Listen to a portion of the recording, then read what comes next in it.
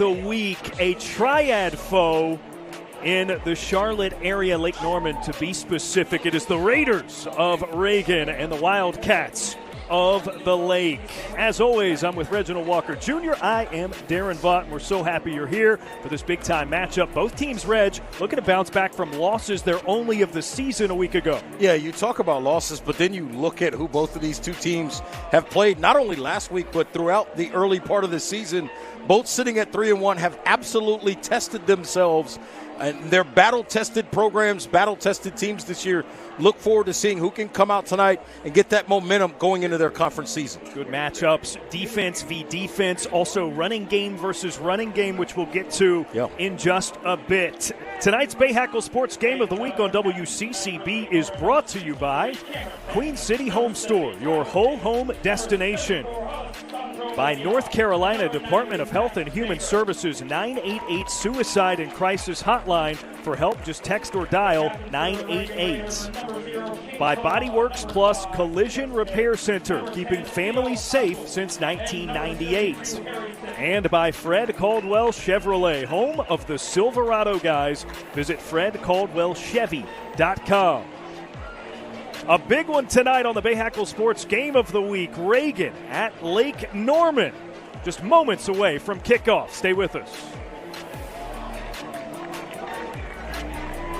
Lake Norman won the toss in the first.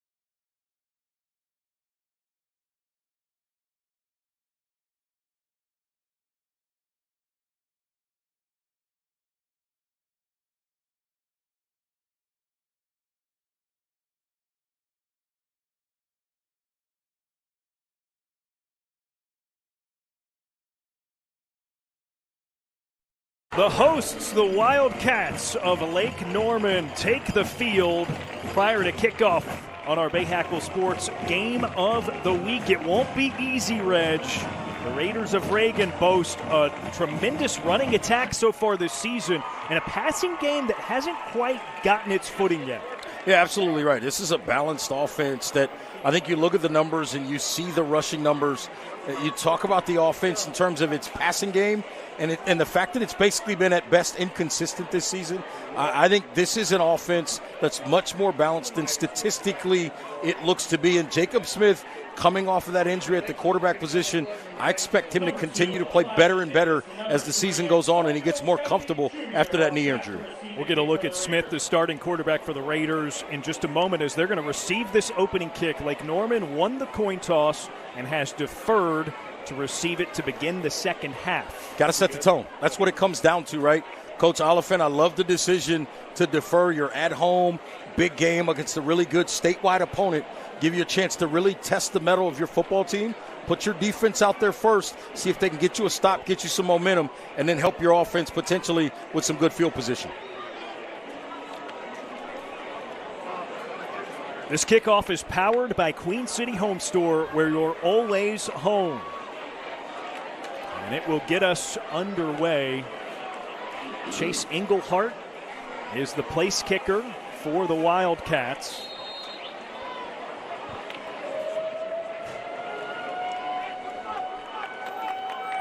Number 40, Chase Englehart, the Golden Boot, ready to kick it away. Englehart's been really good all year, Darren. I wouldn't be surprised if this one doesn't go down in the end zone. It's a deep kick, but returnable. Eli Davis and Antonio Kelly, the deep men on the kickoff return. And shy of the 20, the tackle is made by Brooks Butler of the Wildcats. Yeah, Antonio Kelly got to have a little bit more of an aggressive nature with that return. Didn't find anything there. Great coverage, great job by this Wildcats kickoff coverage team, staying in their lane, staying home. So the first line of scrimmage of the night begins at the Wildcats' 18-yard line. Or excuse me, the Raiders' 18-yard line, and Smith is out. A two-sport commit to the NC State Wolfpack, baseball and football. And his first move is a handoff. John Evans Jr. trips up in the backfield. Don't let that fool you. He's had a remarkable season. Second in the state in yards so far rushing the football, 530 of them through 4 weeks. Second in the state in rushing touchdowns, trailing only Lake Norman's Alan Bruno Jones. So you know what we're going to get in this one, right? A lot of running the football. He had over 1,000 yards as a freshman last year at the running back position. Evans in motion, splits out. Here's Smith going to the air. It's squeezed. Josiah Patterson. Near midfield is knocked out of bounds. That's a nice grab that time. Just a little curl route against the zone. He sits down in the spot. Smith rips it in there and then makes the move to the outside to get up the sideline against number 19, Keegan McClure. About 30 yards on the pitch and catch to Josiah Patterson. And the Raiders now into Wildcats territory.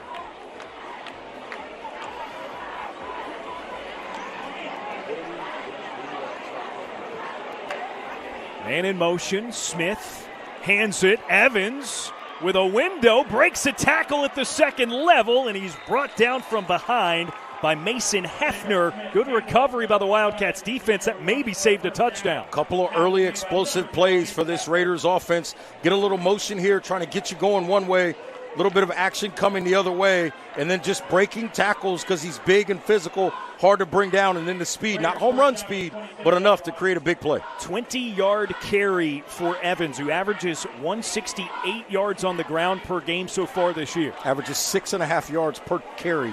That's incredible. So now nearing the red zone. They'll give it to Evans again. And he is stopped up. Memphis Barb was there, as well as Zatavian Rucker. Gotta love it. Memphis Barb, spelled with a Y, for those that don't know. But he's been a really, really good player around this program now for 3 years. Very talented, outside linebacker type. He can play in the middle. He can play really anywhere. Understands the game really well. Diagnoses really fast. And then he tracks the football. 1 yard gain on the previous play. It's second down and 9 to go. So second and 9.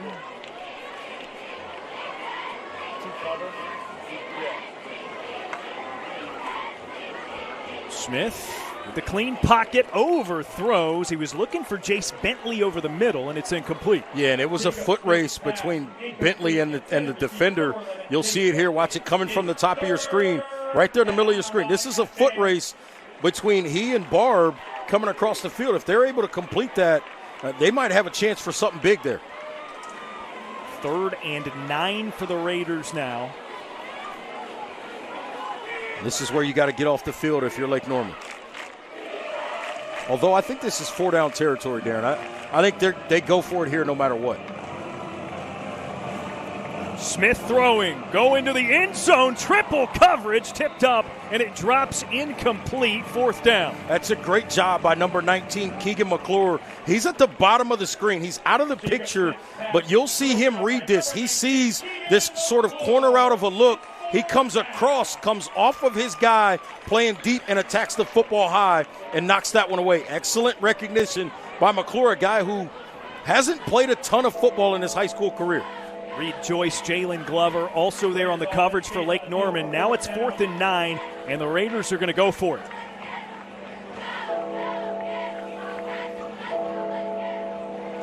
That's a really nice play that time by McClure.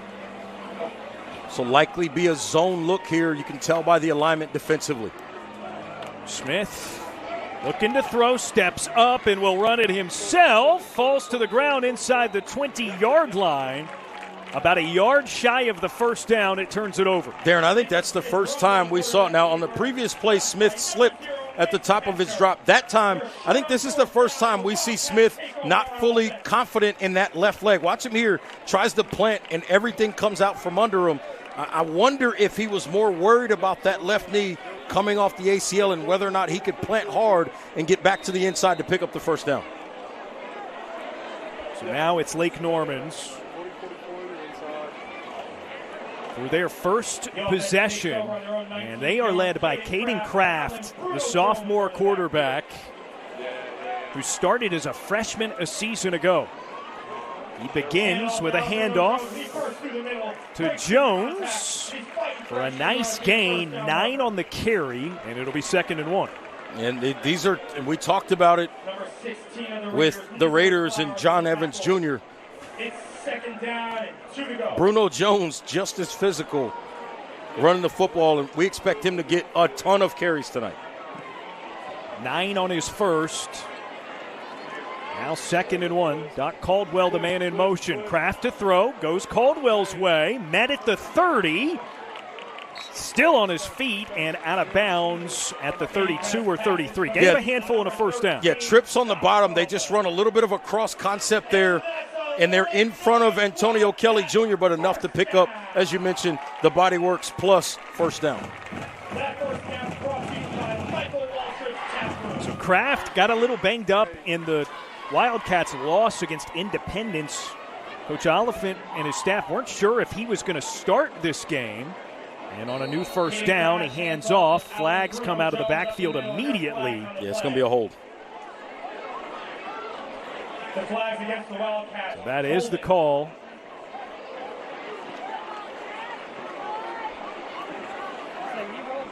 And it'll bring it back even further, presumably.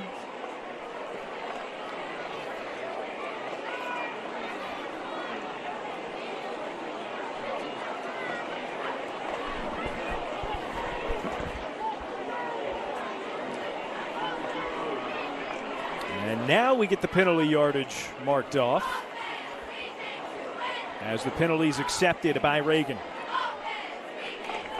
After the penalty, it's 1st down and 20 yards to go for the Wildcats. So 1st and 20 now. Kraft back to throw over the middle, and it was just out in front of Noah Jacobson, who cannot squeeze it and complete. That is the epitome of understanding what's happening in front of you. Watch the +1 blitz off the left side. So what do? Throw right into where that guy vacated up the seam. Anticipated very well that time by Kraft, just unable to get it completed there to Noah Jacobson. That's the right read, though. 2nd and long. Play fake.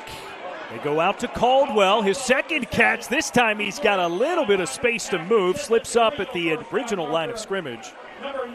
So a gain of 10, and that makes it 3rd and 10. They're just counting numbers. It's a trip situation, but the inside linebacker, number 10, Leo Hauser Radjicic, was very far to the inside, so they throw it outside of him there. You get upfield quickly, and you're near first down yardage. First 3rd down for the Wildcats today. Now he's got Jacobson trying to get around the corner and dragged down just past the 35. So pickup of 4 won't do it. It'll be 4th and 6. And Coach Oliphant is begging for a horse collar call there. I said close to the first down because I saw the marker up there, but that was the beginning of the change. Yeah, yep. And a direct snap. We've seen that a lot out of Coach O before, trying to fake the punt. I think they're going to say Coach McGee might have gotten a timeout here.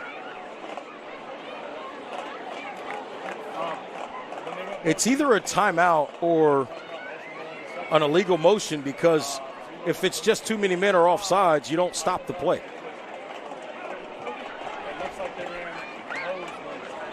So it goes against the punting team. Yeah, and they're trying to go so fast that everybody didn't get set. Wow. That is big. Well, the other problem, if you're Coach O, that's now on tape. That's now something they're prepared for. Yep. And you don't get to use it. And that's coming from a sideline and a coaching staff that loves to use stuff like that. Absolutely. Different cadence running out there this play. So now it's great recognition, though. Just didn't work out. So now 4th and 10. I mean, no chance for a fake. I mean, I don't think anyway. We've seen Coach O do maybe crazier things. Nice punt. And it's returnable, but not by much for the Raiders. Reagan takes over. Both teams scoreless on their first drives of the game. 0-0 on our Bahakel Sports Game of the Week. Number 52, J.A.M. Cardona was first in tackle.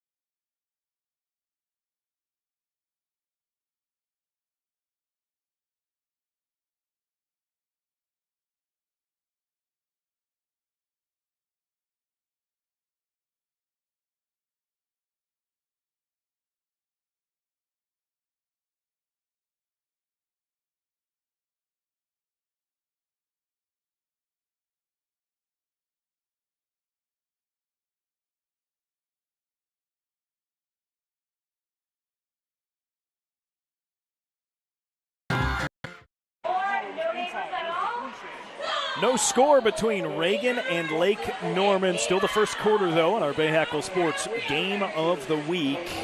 The start of the second possession for the Raiders of Reagan. They had a couple of big plays, couple explosives on their previous drive. One in the running game, one in the passing game. Now can they finish a drive against this defense? Jacob Smith fakes the give, runs right up the middle and gets leveled. Jalen Glover on the tackle, but an 11-yard carry out of the gate for the quarterback gets the first down. Yeah, he makes the right read and just keeps the football, and that's a nice, strong run. Sticks that right foot in the ground on the cut, so he looks comfortable there. That's a good decision there by Smith. That's kind of been the thing with him early on. I think, anytime you deal with an injury like he's dealt with mentally, it can mess you up. And some of his decision-making when you watch him on tape hasn't been perfect. It's a run now. Untouched into the second level. That is a 14-yard carry by Evans. And consecutive first downs and other Bodyworks plus first down. Yeah, they just do a nice job. Just a little zone blocking scheme. Work to the right-hand side. Everybody picks somebody up. They go, as you say, find work in your area and finish somebody off. get them out of the way, give your running back space. Excellent job that time. Consecutive tackles made by Jalen Glover of the Wildcats, but it's the Raiders offense surging here, again into Lake Norman territory. Eli Davis, the man in motion, tighter to the line, and a timeout called by Reagan. This offensive line is much better than probably a lot of people realize, and that's something Coach Oliphant and Lake Norman was concerned about, being able to make these big guys make mistakes in terms of the blocking schemes. This is a really good group, obviously led by their center, Lucas Tabaka, whose father is essentially volunteering as the offensive line coach. This is a guy that played at Ball State, started 33 games over his last 3 seasons there, and has been an assistant coach in college football for several years, including the last almost decade at Wake Forest. So he understands how to coach this group, and they've done an excellent job throughout the season, and they continue to get better.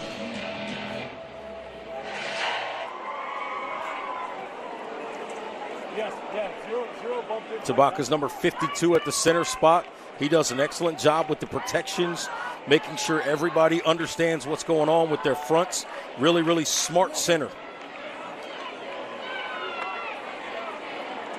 He shotguns it to Smith, who hands to Evans, bouncing off of the line of scrimmage to the left, and he's dragged down past the 40. Medium gain for Evans. I'll tell you what, I like Jalen Glover. Number 12 has done an excellent job a couple of times, coming flying down into the box from that safety position, making plays and tackling the football. And he's old school too. No gloves, no tape on the wrist, just playing football. 5 on the carry by Evans, and it's 2nd and 5.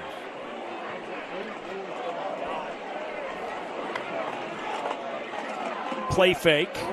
Smith over the middle, end zone, and just off of the hands of Bentley, incomplete. They did this by formation. They go trips to the right, which brings Glover down into the box, so they got a backside one-on-one. They run him deep. Everything else is underneath. Hold the safety with the other action underneath and see if you can get something over the top. Love the design. Great read. Just couldn't make the play. Good coverage in that last-ditch effort by Jeremy Mitchell, the corner, covering the receiver. Just enough disruption to cause the incompletion. Now it's 3rd and 5. Evans, right up the chute. 1st down and then some, as he is not quite brought down. The pile keeps moving to near the 20-yard line. The spot's at the 21. Look at this offensive line. They love every second of that. Watch big number 54, Dax Beck, jump in there late and start moving his pile. Watch him right there. Look how fast that pile starts moving when 54 gets those legs driving, and he absolutely loves it. It's like it's preseason camp in July, and Big Man's just moving a sled. Let's get it. Let's get it. 1st and 10 for the Raiders at the 21-yard line. Evans again, why not? Finds a hole to the outside, angling, and he's right at the 5-yard line. And Mitchell, that's not Mitchell, check that. That's number 2. Yeah, Jeremy Mitchell. Mitchell, yeah, he comes out of there with the football. And so they're arguing it's not a forward progress thing because he's not down. Oh, wow. Oh, he just stripped it. They missed it. Wow. That's a clean strip. I think the officials missed that call. We saw it right there. That's a miss. So Coach Oliphant a little heated, as you saw there on the sideline. Reagan, nonetheless, is in the 988 Suicide and Crisis Lifeline red zone now. Coach Oliphant has a gripe here. They missed that call. And it's tough trying to prevent a touchdown in a big game, and there's no instant replay in high school football. Goal to go for the Raiders. Smith hands it off. This is Eli Davis on the carry. He'll get 1 yard. I got to think Evans Jr. is coming right back in this football game. Number 9, Rejoice with the tackle.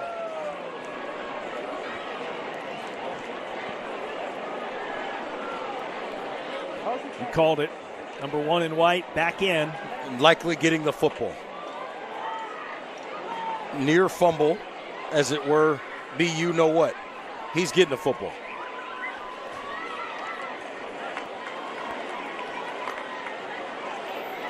Here's Evans.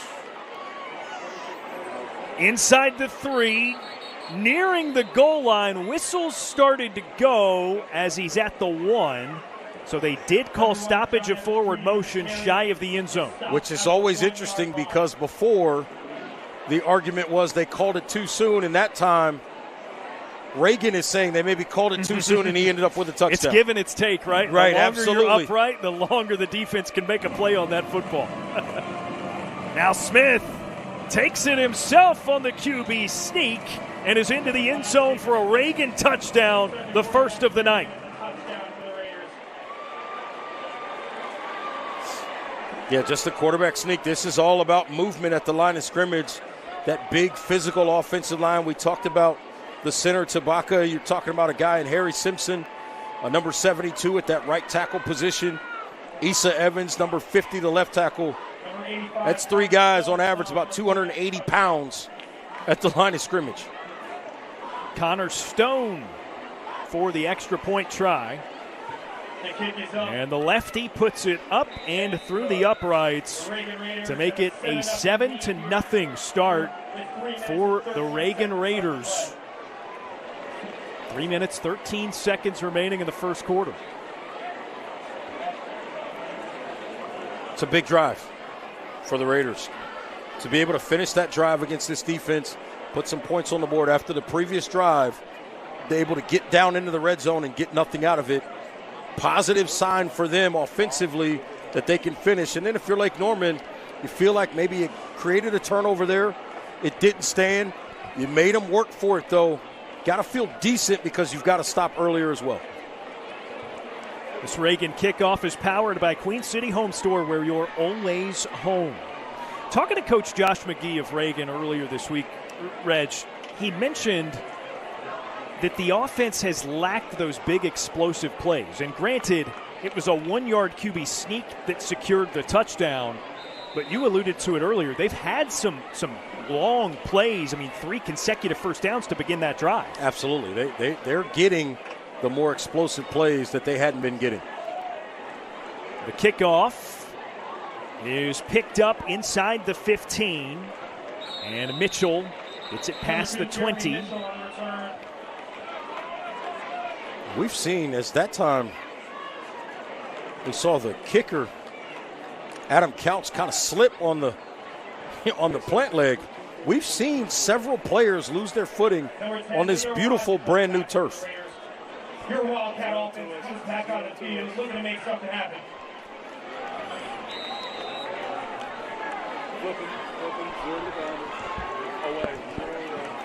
Wildcats offense back out onto the field. Caden Kraft leads the way, looking to throw, steps up, and trots out of bounds at the 30-yard line, gaining 7 on the carry. I tell you what, Darren, if he's a left-handed quarterback or if there isn't a little bit of pressure chasing him, you see number 10 there on the left, Jacobson, he's wide open down the sideline. But unfortunately for Kraft, he couldn't get his body turned to make an accurate throw down the field as a right-handed quarterback moving to his left. Still not a bad improvisation as it's 2nd and 3. And Kraft with a handoff here. And Jones back to the line of scrimmage and brought down, so it'll be 3rd and 3. Yeah, Jones was trying to work to his left. Offensive lineman coming around on the pull. Pfefferkorn couldn't get all the way there. Weren't able to turn the corner and pick up that first down. So they did spot a couple of yards on the carry. I didn't think that was going to be the case. So it's 3rd and 1. Here's Jones right up the gut. He gets it And continues to carry the pile to the 40-yard line. Another one of those, right, forward progress kind of situations, and just keep driving the legs, and say, I'm picking up a Bodyworks Plus first down. Needed one. He got 8 on the carry. Number 34, Lakota Fisher, made the tackle for the Raiders. So it's been a lot of runs so far for the Wildcats. Kraft with 4 wide in this formation. Over the middle, caught by Micah Slaughter. That's his first reception. He's across midfield, which is what he needed to get a first down. Yeah, a little bit of a blitz situation there, and Slaughter works right in behind it, the transfer from Northwest Cabarrus. You see he vacates right where the free blitzer comes from, and that's a nice pitch and catch for a first down. Wildcats into Raiders territory. How about Kraft against the blitz so far tonight? Recognizing and going right where he needs to with the football. Yeah, the Jacobson incompletion that didn't quite work out earlier. This time a toss to Bruno Jones. And he works his way all the way inside the 40 where he's moved out of bounds. Tell you what, neither of these backs have hit the ground hardly. No, 5'9", 220. I'm telling you right now, we saw him pregame on the field, and that's a business decision I don't want to have to make. Young guy is put together. Strong lower half, not the fastest guy in the world, but he's quick in space and gets to top speed pretty fast. Jones, 8 rushing scores on the season, most of any back in North Carolina. He had 4 in a game earlier this year. That tied a school record. Also set a new school record for a longest run, 97 yards on a score. And Coach Oliphant gets a timeout called in time prior to the snap. Yeah, I think they didn't like the defensive pressure look that might have been coming out of that empty. I don't think they felt like they had the information to get it covered up. So a good timeout there.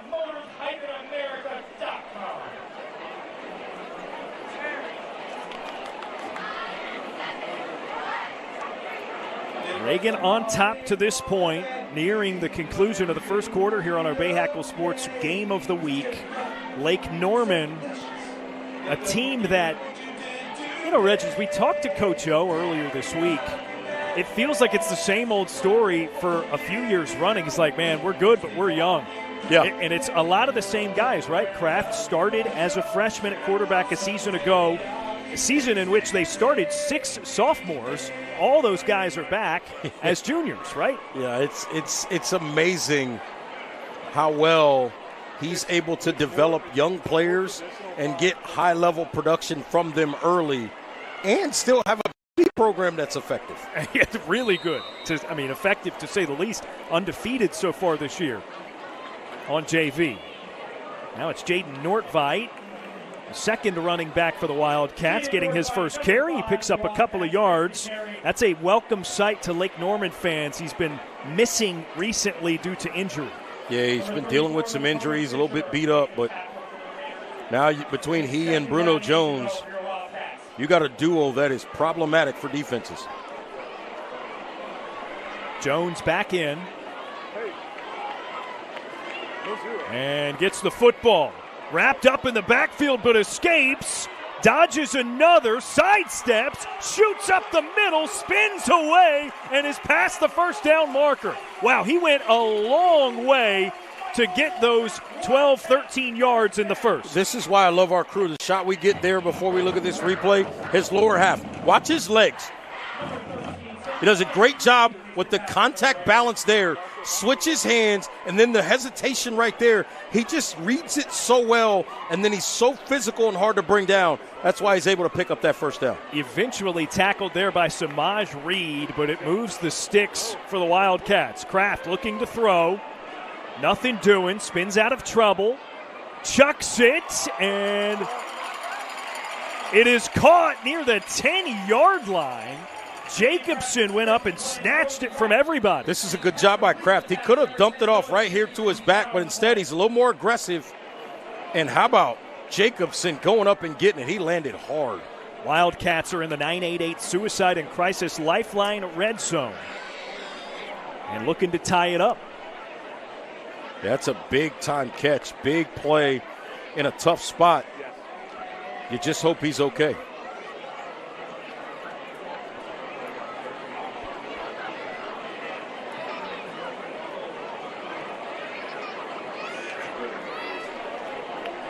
The quarterback, Kraft, is a freshman last year, 59% completion, 13 touchdowns, 12 interceptions. That's a ratio you might come to expect for a freshman starter. Yeah, he's young, right?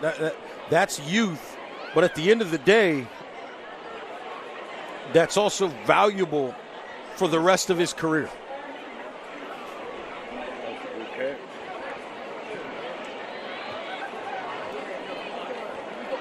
The landing on that catch might have just kind of jarred him a little bit. I don't want to speculate, but it's a long way down when you go up and get the football the way he did. Walking to the sideline on his own, so that's a good sight.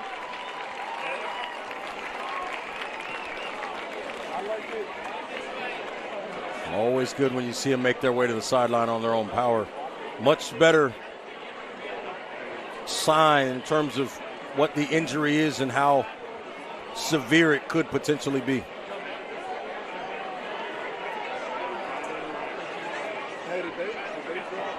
So 17 to the far right of your screen. Trey Kelly now enters in place of Jacobson. First and goal from the 10. Kraft hands it to Jones, and he is brought down from behind. King Kalama, the centerpiece of this Reagan defense. He's got offers from Duke and Boston College, among others. Yeah, he just does a great job. First of all, they tried to block him with Micah Slaughter, a wide receiver. As a guy that puts your hand on the ground as a defensive lineman, you can't allow that. He didn't on that play, makes an excellent stop. That concludes the first quarter. Reagan 7, Lake Norman nothing, but close to scoring on the Bahakel Sports Game of the Week.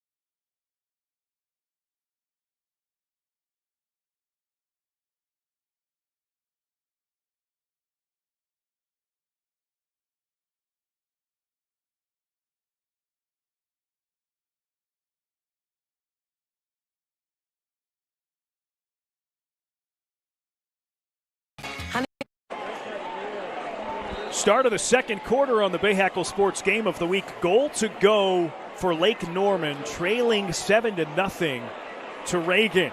Caden Kraft, the starting quarterback, lofts it, completes it, and gets it to the end zone for the Wildcats score. Micah Slaughter on the receiving end, and Lake Norman with a chance to tie it with the extra point. Yeah, just a great job. Good read down here to the bottom. A little bit of a speed cut out, and it's really a screen. That's just a pure screen. Great job. He gets a solid block by Doc Caldwell. Number 13 works to the outside.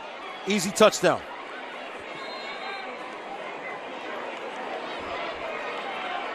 Wildcats special teams comes out on the field looking for the point after touchdown. Looking to tie it up.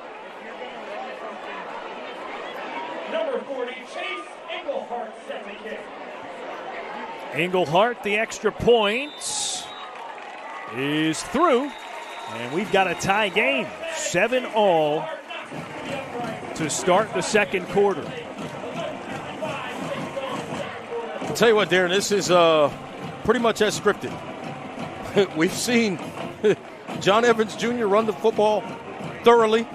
We've seen Allen Bruno Jones run the football thoroughly. But we've seen the touchdowns be scored by Jacob Smith for Reagan, the quarterback keeper. And then this time, Micah Slaughter on a little short reception for a touchdown. So we knew coming into this game the key was going to be the running games. And both of these running backs, because of these offensive lines, have done a nice job against good defensive fronts, have had a lot of success, and then they're finishing those drives. I think something to keep an eye on, too, Reggie, is clock management. Yes. Both teams, 2 possessions in that quarter. I mean, with Lake Norman's second bleeding into the start of the second quarter, of course. Right. They're going to be hard to come by because of the run games and the clock running out while a team drives down the field. Absolutely. This kickoff is powered by Queen City Home Store, where you're always home. Lake Norman on the board to tie it at 7. Eli Davis, Antonio Kelly, the 2 deep to return the kick for the Raiders.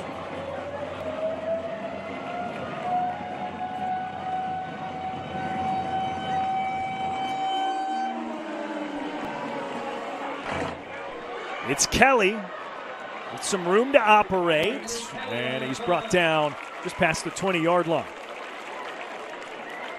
Tackled in by number 15, Brooks Butler. Another special teams tackle by Brooks Butler, his second.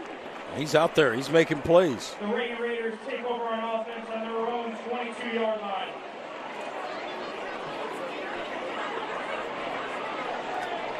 So back out comes Jacob Smith and company.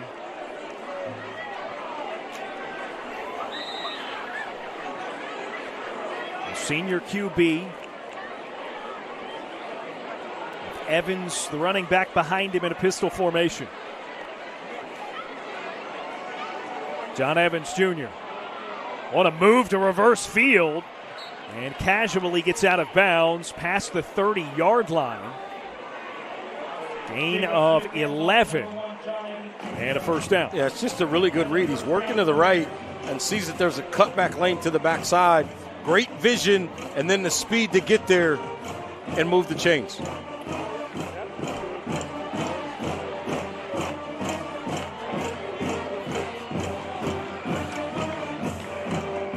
Evans Jr. out of there right now. Eli Davis in there at that tailback spot. He's got a couple carries so far. And they hand it off to Davis again, who's wrapped up as he tried to get to the hole. I think one of the things they're doing with Davis right now, too, you got to keep an eye on Davis. He's the much more proficient, if you will, of the 2 backs out of the backfield catching the football. Right now, some tendency breakers running the football with him. Don't be surprised if in the second half he's in there or some kind of a screen where they throw it to him out in the flat and let him get in space. Number 9, Reed Joyce with the yellow gloves, making another stop on that play. Little to no gain. Smith drops back, rockets it toward midfield. It's caught. The turn. And Carson Bowman with his first catch of the night gets right up after getting leveled on the hit. This is a great read. There's a little bit of a delay blitz. You see there's a +1, then a late +2, and he throws right behind it and picks up that first down. It's a Body Works plus first down for Reagan.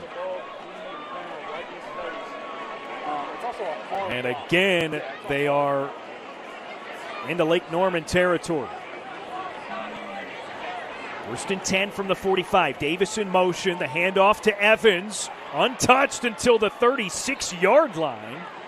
And finally, he's brought down on first contact, the tackle by Jalen Glover. I love Jalen Glover's physicality. What I'm concerned about is how many tackles he's having to make against a running back coming from the secondary. Yeah. That's got to be concerning if you're Coach Oliphant and this entire Lake Norman staff. Your safety having to make this many tackles in the running game 6, 7, 8 yards down the field can be problematic. Another run right up the middle, and that goes for a gain of 8. It's Glover again. Glover was there, Rejoice there as well, but it took Evans Jr. a long time to get up right there, but he's going to stay in the game. Here's our Fred Caldwell Chevrolet speed check. Carson Bowman, maybe the fastest player on the team for Reagan, home of the Silverado guys. Fred Caldwell Chevrolet. Visit fredcaldwellchevy.com. Second and short, 2 to gain for the Raiders. Smith throws into an empty space. Josiah Patterson catches and is brought down between the hashes. Caught him in a little bit of a zone coverage kind of look there. He works to the inside. They got another route underneath them going to the outside, and they get themselves into the 9-8-8 red zone. The Raiders are in the red zone here. First down, 10 to go from the 13-yard line.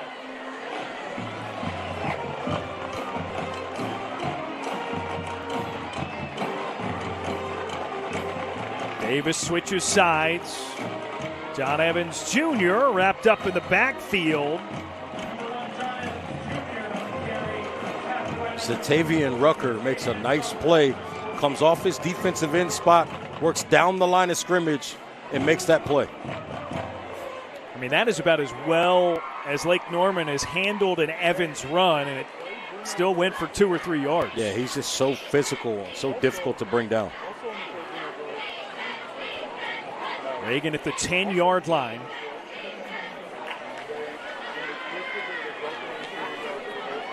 Second and 8.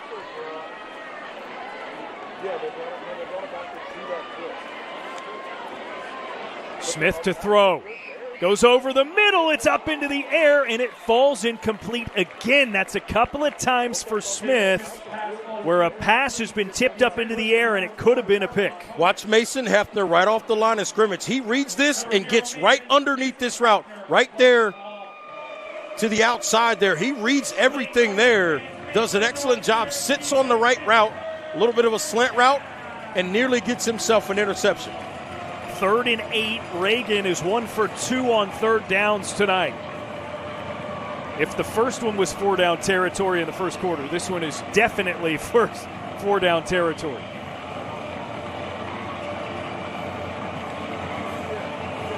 Evans gets the handoff and falls down at the 10. The hole was clogged up by Reed Joyce. Well, that's what happened. He saw Reed Joyce show up in the hole where he wanted to cut, and then I think he tried to maybe change his mind and get back to the outside and lost his footing. The Raiders are bringing the field goal. So now it's 4th down, and, well, here's the field goal unit for the Raiders. Connor Stone to attempt a 27-yarder. The lefty, 1 of 2 this year. The hold is down. Stone's kick is through. Field goal good from 27 yards, and Reagan takes a 3-point lead at 10-7 here at Lake Norman on our Bahakel Sports Game of the Week.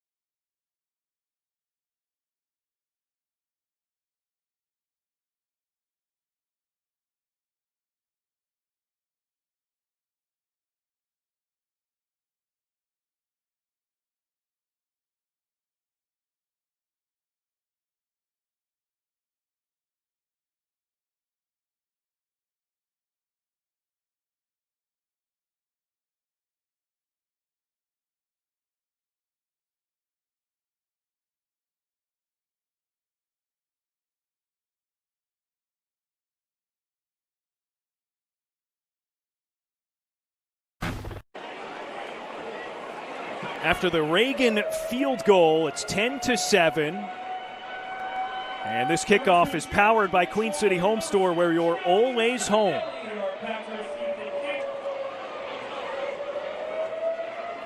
Jeremy Mitchell and Gianni Zippadelli back to receive. For the Wildcats, this will be returnable from the 5 for Mitchell. Right down the sideline and up to the 40-yard line where he's out of bounds. It's a great job by Mitchell. He just reads this thing.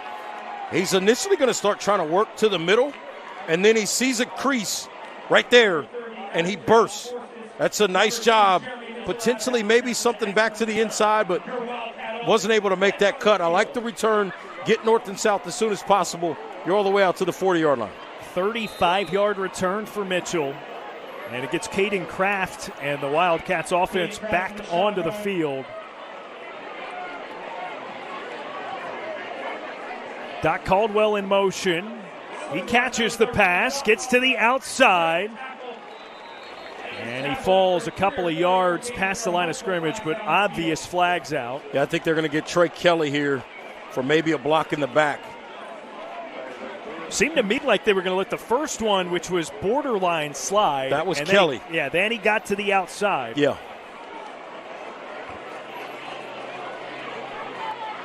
If they feel like that's the reason he was able to turn the corner, then that's where the flag comes in.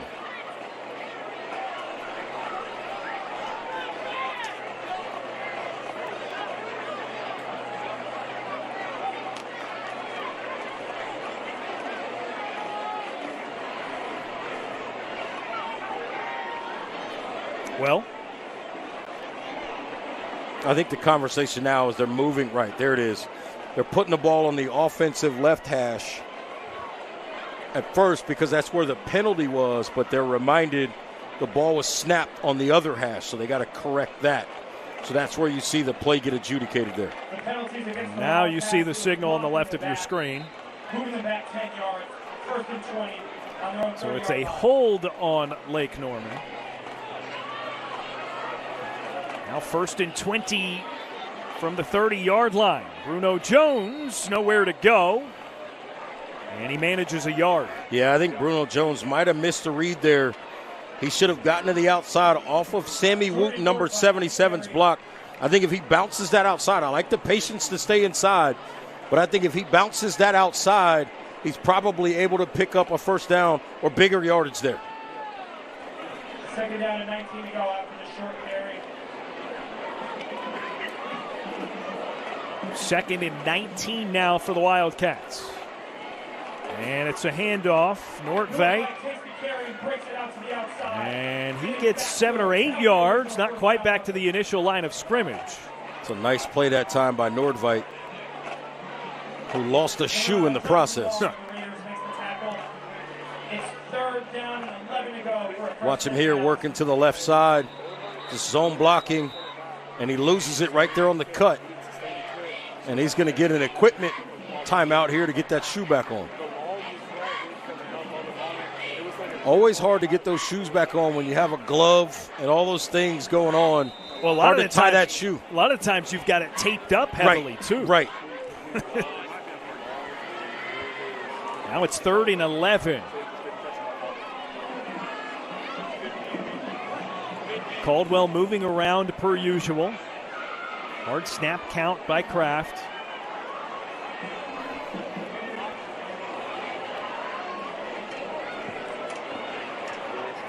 The sophomore to throw.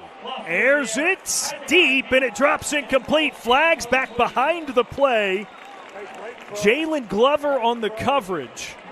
Number 8, Micah Slaughter, is the intended receiver on the play. You see it here at the top of your screen. Keston Green's in a one-on-one situation. He gets beat, and the sophomore kind of panics. You don't see it there, but he grabbed the jersey of Slaughter there right at the sort of the apex of that route, and there's the holding call. Excellent call by the officials. You know me as a DB. I'm always looking at opportunities to get vertical. Saw that one live action that time. Keston Green. Good correction. Kraft was looking for Zipadelli. And that is a huge bailout for the Wildcats. So that brings it from 3rd and 11. I think they need to. I thought this would be an automatic first down here. They say no. Maybe I'm locked into the college football rule. I don't know. I mean, if it's on the pass interference or defensive holding on the cornerback, maybe so. Anyways, 3rd and 1. And Nordveit tumbles ahead and gains 3 or 4. Plenty for the first. Nice run this time. Nordveit just eyeballing, understanding the block combination. Wooten comes around and pulls number 77, kicks out to the right to keep that backside defensive end away from making that play. Another body works plus first down for Lake Norman. Kraft, play fake, gives Caldwell, hit immediately. 7 Glover makes the open field tackle. Coach McGee told us he's as good in the open field defensively as any player he's ever coached. Yeah, he recognizes it right away. He looks at the outside receivers. They don't explode off the ball the right way. He recognizes there's got to be something coming to him right in front. They try to throw a little screen behind the other 2 receivers. He blows that play up. Loss of 4. And now it's another run. Nordveit falls at the 40-yard line. That is a gain of 10, but it's going to leave them a few yards short of the first. It's a really good run by Nordveit. He starts working to the right side and sees a little bit of a spot to cut up inside. Does so and sets his team up for a very manageable 3rd down here. They need 3. Lake Norman 2 for 3 on thirds so far tonight. The only 2 conversions on 3rd and 1.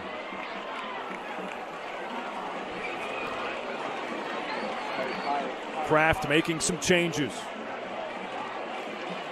Nordveit is rocked as Kraft keeps it and angles to the sideline. Looks like he got just enough for the first down. That's a really good read. Watch him here. He's reading this, going to the left, and they just get penetration, and he realizes it's going to be blown up, so he keeps it, works back to the right side.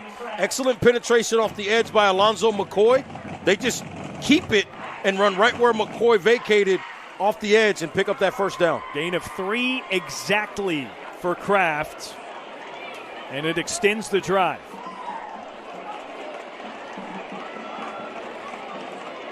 It's another run for the Wildcats. Nordveit staying on that 1 foot. Let me tell you something. That right there, that should have been a loss of 2. And somehow it was a gain of 1.5 yards.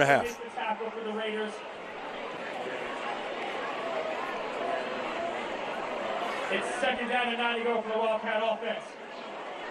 The second option at running back, not that bad for Lake Norman. Nordveit's had it. This has been his series and has looked pretty good.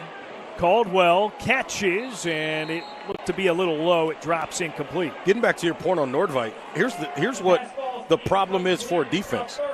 As good as he is, at some point Bruno Jones is going to come back in the game, and that 220 is going to start to feel like 280 trying to tackle. And it gets different later in the game, so having 2 backs that can beat up on a defense, really, really effective. Just off the bottom of your screen, Jones waiting patiently on the sideline to come back in, it looks like. Now it's 3rd and 9 for Lake Norman. The fake underneath to Caldwell. Kraft rolls to his right, takes off, and is battered out of bounds at the 30-yard line. He'll come 2 or 3 yards short of the first. Well, that's where he's got to be a little bit smarter. Lakota Fisher lowers the boom. See right here. Now it's first down, right? Get the yardage. Now get out of bounds right now. Don't take that kind of hit if you're Caden Kraft. You got plenty of yardage. That's the hit you can't take. Again, I said it's first down. It's not. It was 3rd down there. But you got to be smart and understand there's no need to take that kind of a hit or get down and get low underneath that hit.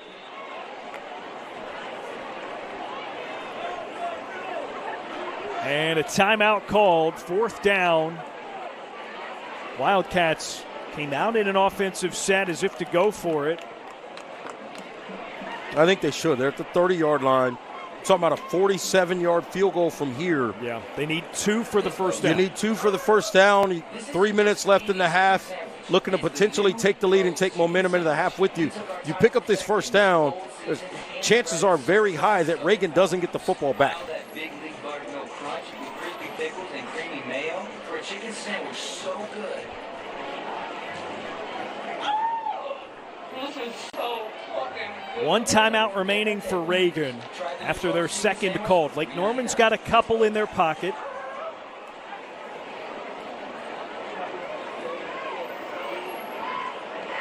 Tell you what, not often this season a game kind of goes according to the script, it seems like.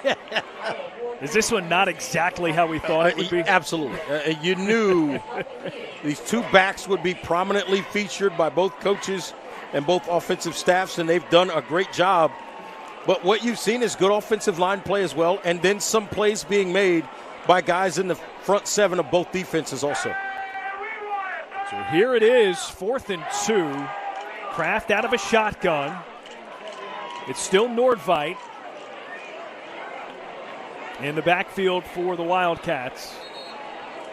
And now Lake Norman will call their second timeout. You mentioned it was still Nordveit there, just to help the people at home. This, as far as we know, no injury or issue with Alan Bruno Jones.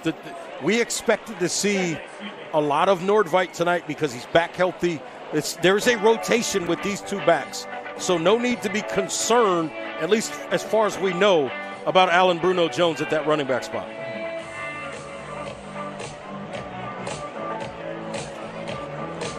So Jones went out to check on the huddle, said a couple of words, and went back to the Lake Norman sideline. And now the Wildcats are setting up for a field goal try, it looks like. The Wildcats send out the field goal unit, number 40, Chase Englehart, set to So kick. Chase Englehart for a 47-yard attempt. He's got the leg. Caleb Moritz on the hold, steps up to the line. They might just try to hard count him here. And whistles a timeout again called by Lake Norman. So Oliphant, he burned the fake punt earlier. Yeah. That time you maybe want to try to get the defense a little antsy with the shifting in formation there and get them on the hard snap count. I mean, that's crafty, but Reagan didn't fall for it. Well, that's great discipline by Coach McGee's group.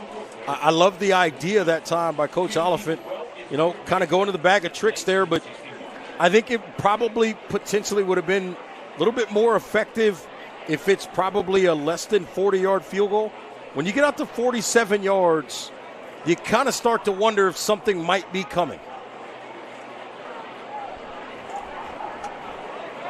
The thing Coach O's especially good at is keeping you guessing. And I find myself wondering, what are they going to do here? Do you actually set up for that field goal? Or are you going to come up and ultimately go for it on 4th and 2? He's got short sleeves down there, but you always wonder what's up his sleeve. Yeah. He's always up to something. Great guy to talk to. He's absolutely hilarious because he's honest. That's what it is. He's so brutally honest with any kind of conversation you have with. You never know, or you never have to worry about what he's thinking because he's going to tell you. But he's got a very sort of matter-of-fact way of delivering things, so it's always great energy around him. It is the offense on 4th and 2. Kraft with a low snap, pursued, dumps it down low. It's caught. Nordveit inside the 15, and he's down, but it's a first down. That's Nordveit's first catch of the season. Great job by Kraft, just hanging in there until Nordveit comes free, dumps it off, picks up that first down. Lake Norman in the 988 Suicide and Crisis Lifeline Red Zone. Down 3, trying to get another score as the clock winds down in this first half. And more than anything, you've made sure that Reagan was not going to have a ton of time if they got the ball back in this first half. Nordfight spins off a would-be tackler.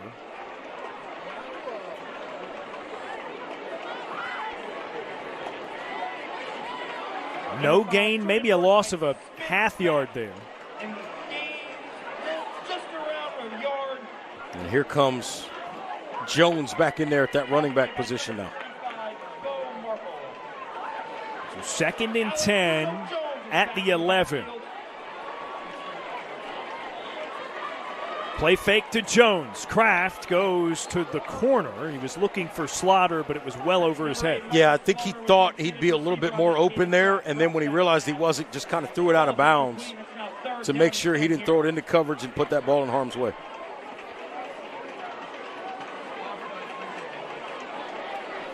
So now, despite being so close to the end zone, it's 3rd and 10 for Lake Norman. They're 3 for 5 on thirds so far. Jones split out. Kraft throws over the middle, caught, end zone, touchdown, Wildcats. Trey Kelly receives it.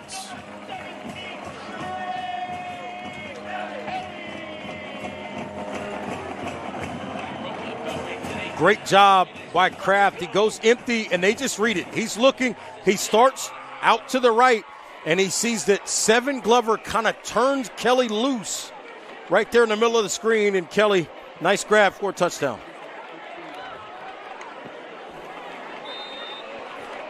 A 3rd down conversion with an exclamation point. And the extra point is good. 2nd touchdown pass of the night for Caden Kraft. This time 11 yards to Trey Kelly. And it's a 14-10 lead for Lake Norman. That's a great drive. Took a ton of time off the clock. And you finish it with a touchdown to take a 14-10 lead. Now the key is get a stop before the half and keep that momentum. Don't let Reagan get anything here. Because remember, the Wildcats get the ball to start the second half. Yeah, Lake Norman won the opening coin toss and deferred. And now we'll kick it off. Kickoff powered by Queen City Home Store, where you're always home.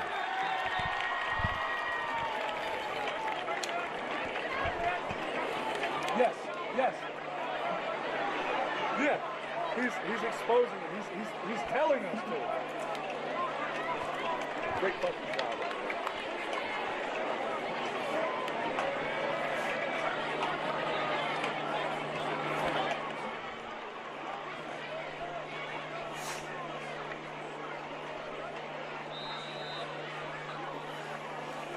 Davis and Kelly back to receive the kickoff.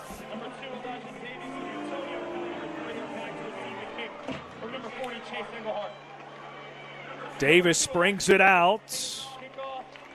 Jukes and is wrapped up and tackled shy of the 25. Big drive right here for the Raiders from a momentum standpoint, and then also for Lake Norman in terms of getting a stop before the half. 2:08 is plenty of time, and we already know what Jacob Smith can do with that arm.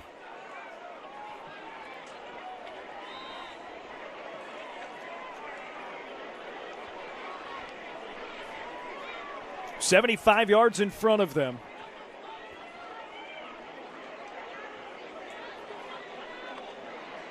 Smith on 1st down. Fakes a handoff, steps up, and he slides after a gain of a few. That's a great decision to slide right there. Got 3 defenders bearing down on him. Don't take a big hit. Get on the ground. After the 3-yard gain on the keeper, 2nd down and 7 to go.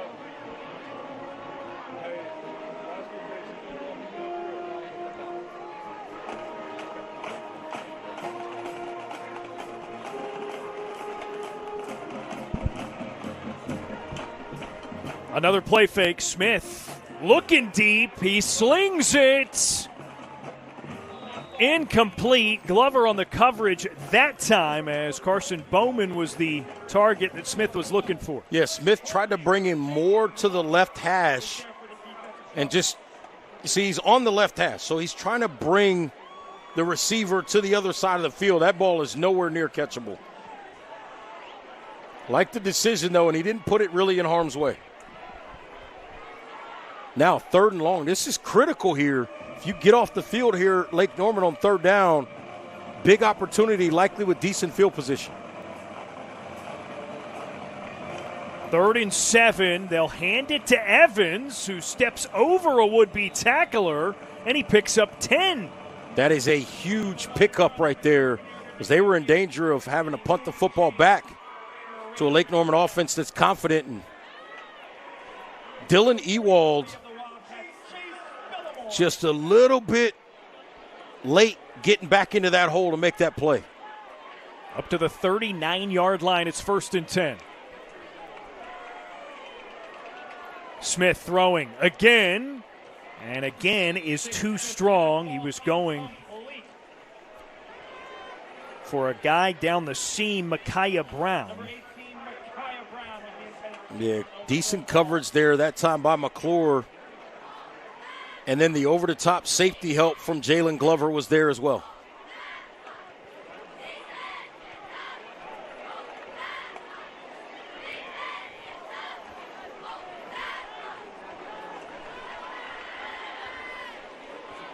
Clock stops on the incomplete. Under a minute to go in the first half. Smith trotting back, floats it to Evans, who's working his way back to the middle of the field. A stiff arm, but Glover brings him down at the 32. Great play call. They go with a screen here. This is just a screen of the running back. See all the linemen let guys go. Memphis Barb is in the backfield. They release him, throw it over the top, and pick up a 1st down.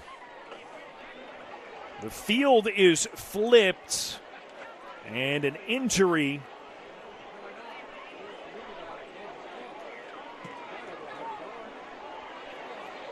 So Reagan with a 1st down at the 32-yard line. Evans was the ball carrier and is the hurt player.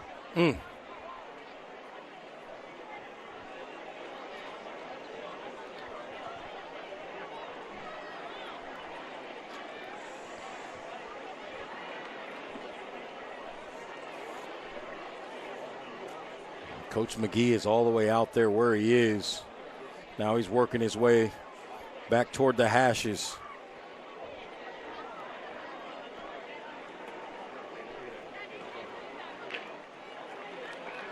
And they got Evans to his feet. You see Coach McGee right by his side. Whatever the injury is, we can't tell from the way he's walking. Now he starts to trot to the sideline.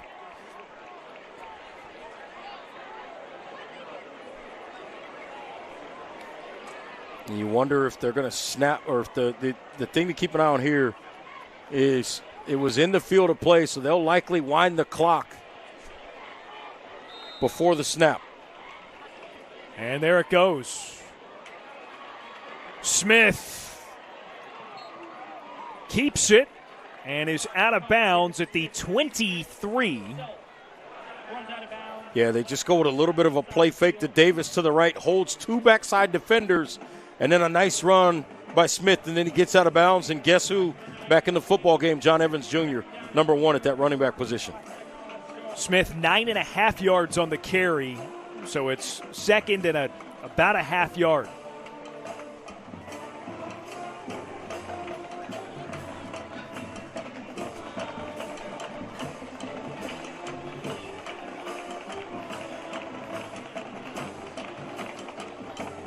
Smith, play action.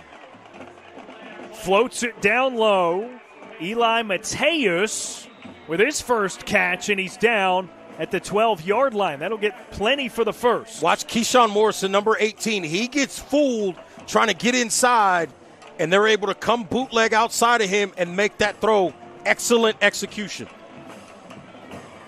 Reagan is in the 988 Suicide and Crisis Lifeline red zone. It's Evans inside the 10. Yeah, they had to burn the last time out there because by running the football, I think they thought maybe he can bust one and get in the end zone. By running it there, they had to burn that timeout or potentially wouldn't have had a chance to run another play. So timeout, Reagan. That's their last. Lake Norman, no timeouts remaining in the half. 14 seconds on the clock. The Raiders trying to get some points out of this before both teams head to the locker rooms, and then Lake Norman gets the kick to begin the third quarter. Yeah, big spot, big opportunity, 14 seconds. If they're all pretty quick throws, you probably have upwards of 3 plays. Now it's second down. They can pick up a first down before getting in the end zone. I think they'd have to get inside the 3. So that's something to keep an eye on. That would give them a brief stoppage of the clock, depending on if they're out of bounds or not. Or you get out of bounds, right, if you can pick up the first down. Otherwise, probably 2 plays here, especially if Smith has to hold the football a little bit to wait for some people to get open. Knowing what you have in Evans, is it at all worth the risk of a run here? You've got to be sure, based on what you've seen, it's got to be an offensive play call against the look that you know you're going to get, that you've been great with so far tonight. I think they're going to have Smith on the move here and give him a chance to make a decision on the edge.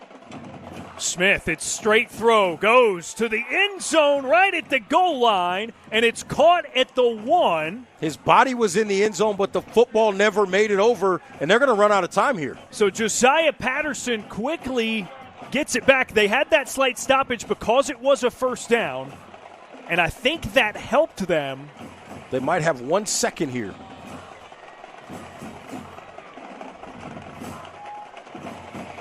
Maybe a little bit longer. There was a stoppage. Yeah, the game clock in stadium reads 6 seconds.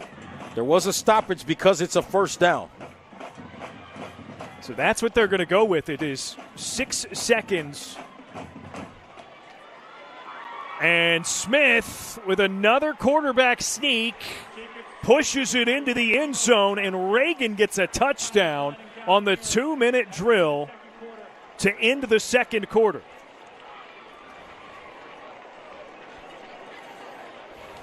Look at the offensive line. They get set, get the good splits, and then explode off the football. And then Smith, well, I'll tell you what, Smith might have been down there. We'll take another look after the extra point here, but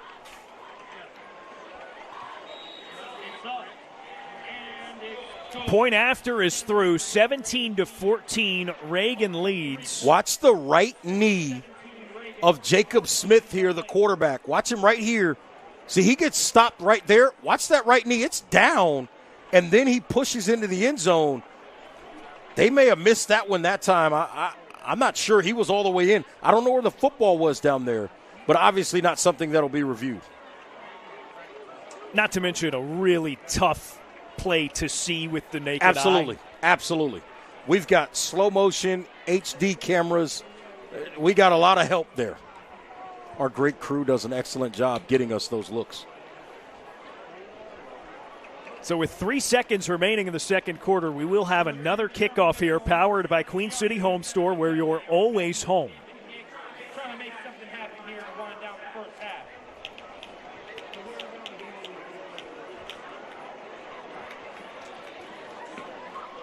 That's impressive. We thought with Lake Norman scoring that touchdown, they had leaked enough clock to keep Reagan off the scoreboard prior to the break. But the Raiders regain the lead, now up 3. Number 30, Adam Couch is set to kick. Couch leaves it returnable. Number 2, Jerry Mitchell. Mitchell runs into a man at the 20, and that is the first half. 3-point lead for the Raiders of Reagan, 17-14. They are on top of the hosting Wildcats of Lake Norman on our Bahakel Sports Game of the Week. It's halftime.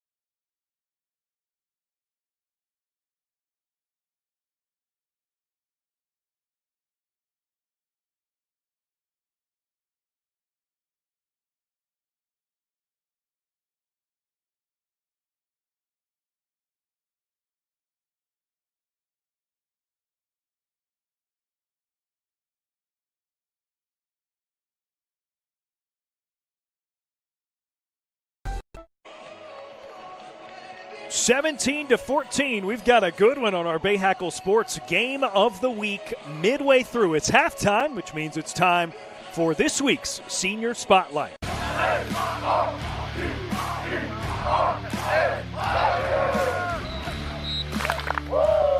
My name is Steele Fletcher, and I'm a junior here at Providence Day School. I think I started playing football when I was like 5 or 6 years old, started playing flag football.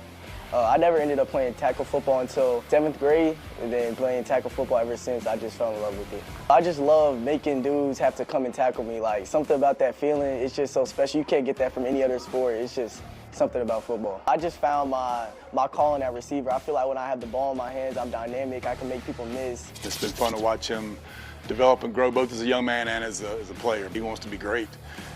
Very competitive, has a little chip on the shoulder, plays that way, but is really taking the game seriously. Coming to Providence Day, it was a hard decision for me to make, but I feel like going against great competition at DB every day, got to bring my A game. They're getting me better, I'm getting them better. It's just an overall community family that I wanted to be a part of. I grew up in Charlotte, North Carolina most of my life. I have 2 sisters. One of them, she's a freshman in college. One of them, she's a freshman in high school. My dad, his name's London Fletcher. He played 16 years in the NFL. He started at a D3 college, made it all the way, won a Super Bowl, had a long 16-year career in the NFL, didn't miss a game. He tries to come to everyone that he can, with his busy traveling schedule. It makes it difficult, but he's always tuned in online or here, one of the two. There was a time where I had him playing all kinds of sports growing up, especially early in his development. He played basketball, played flag football, played t-ball, played a lot of soccer, and he was really good at especially soccer. Eventually it just gravitated towards football. He did it on his own, and from there, once I knew he was passionate about it, I would kind of help him out, training him, especially when he was in middle school. Something he teaches me all the time is not to worry about what other people say, like your critics or your haters, because he was undersized his whole career. People doubted him. Same way for me, I'm undersized. And just X out those noises and focus on what I can control. There's so much negativity out there, and you can get caught up in all the naysayers and things of that nature. But control what you can control. You can control your work ethic, how you come to work each and every day, how much time you're putting in the meeting room, the film room, your attitude, the effort, being a great teammate. When you get that ball in your hands, going out there being a playmaker, making sure you exhibit and express yourself fully when you get your opportunities. Yeah, my mom, she passed away almost a year ago to this day of cancer. You know, it's hard losing one of your biggest supporters out in the stands, but I feel like every game she's with me somewhere in a better place. You know, I always try to look up, say a few words to her before I first snap of the game. Yeah, that's one of my favorite pictures I have with her. You know, I also have it tattooed on me as well. Keep it as a reminder of, you know, she's always with me no matter what. Oh yeah, I'm always playing for my mom.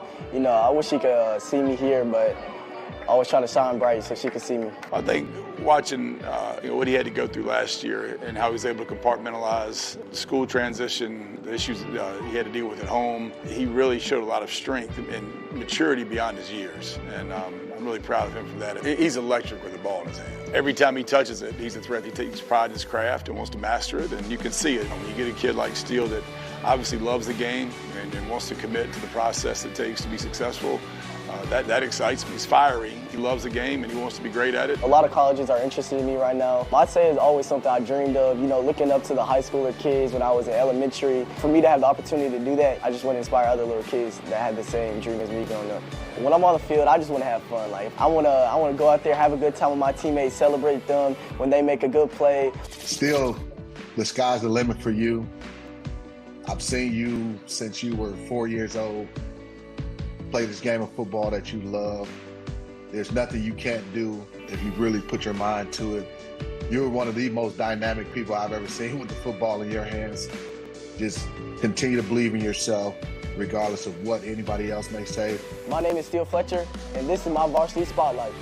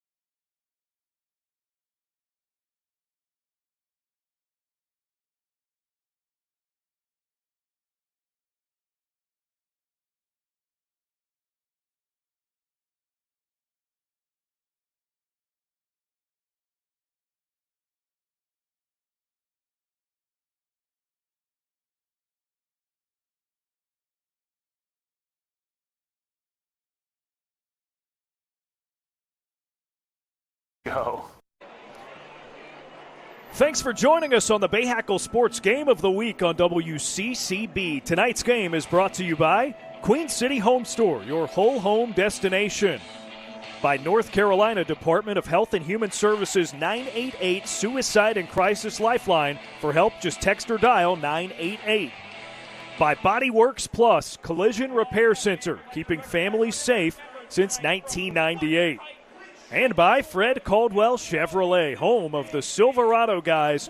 Visit FredCaldwellChevy.com. Midway through, Reagan with a 17-14 lead over Lake Norman. Second half coming up when we return on the Bahakel Sports Game of the Week.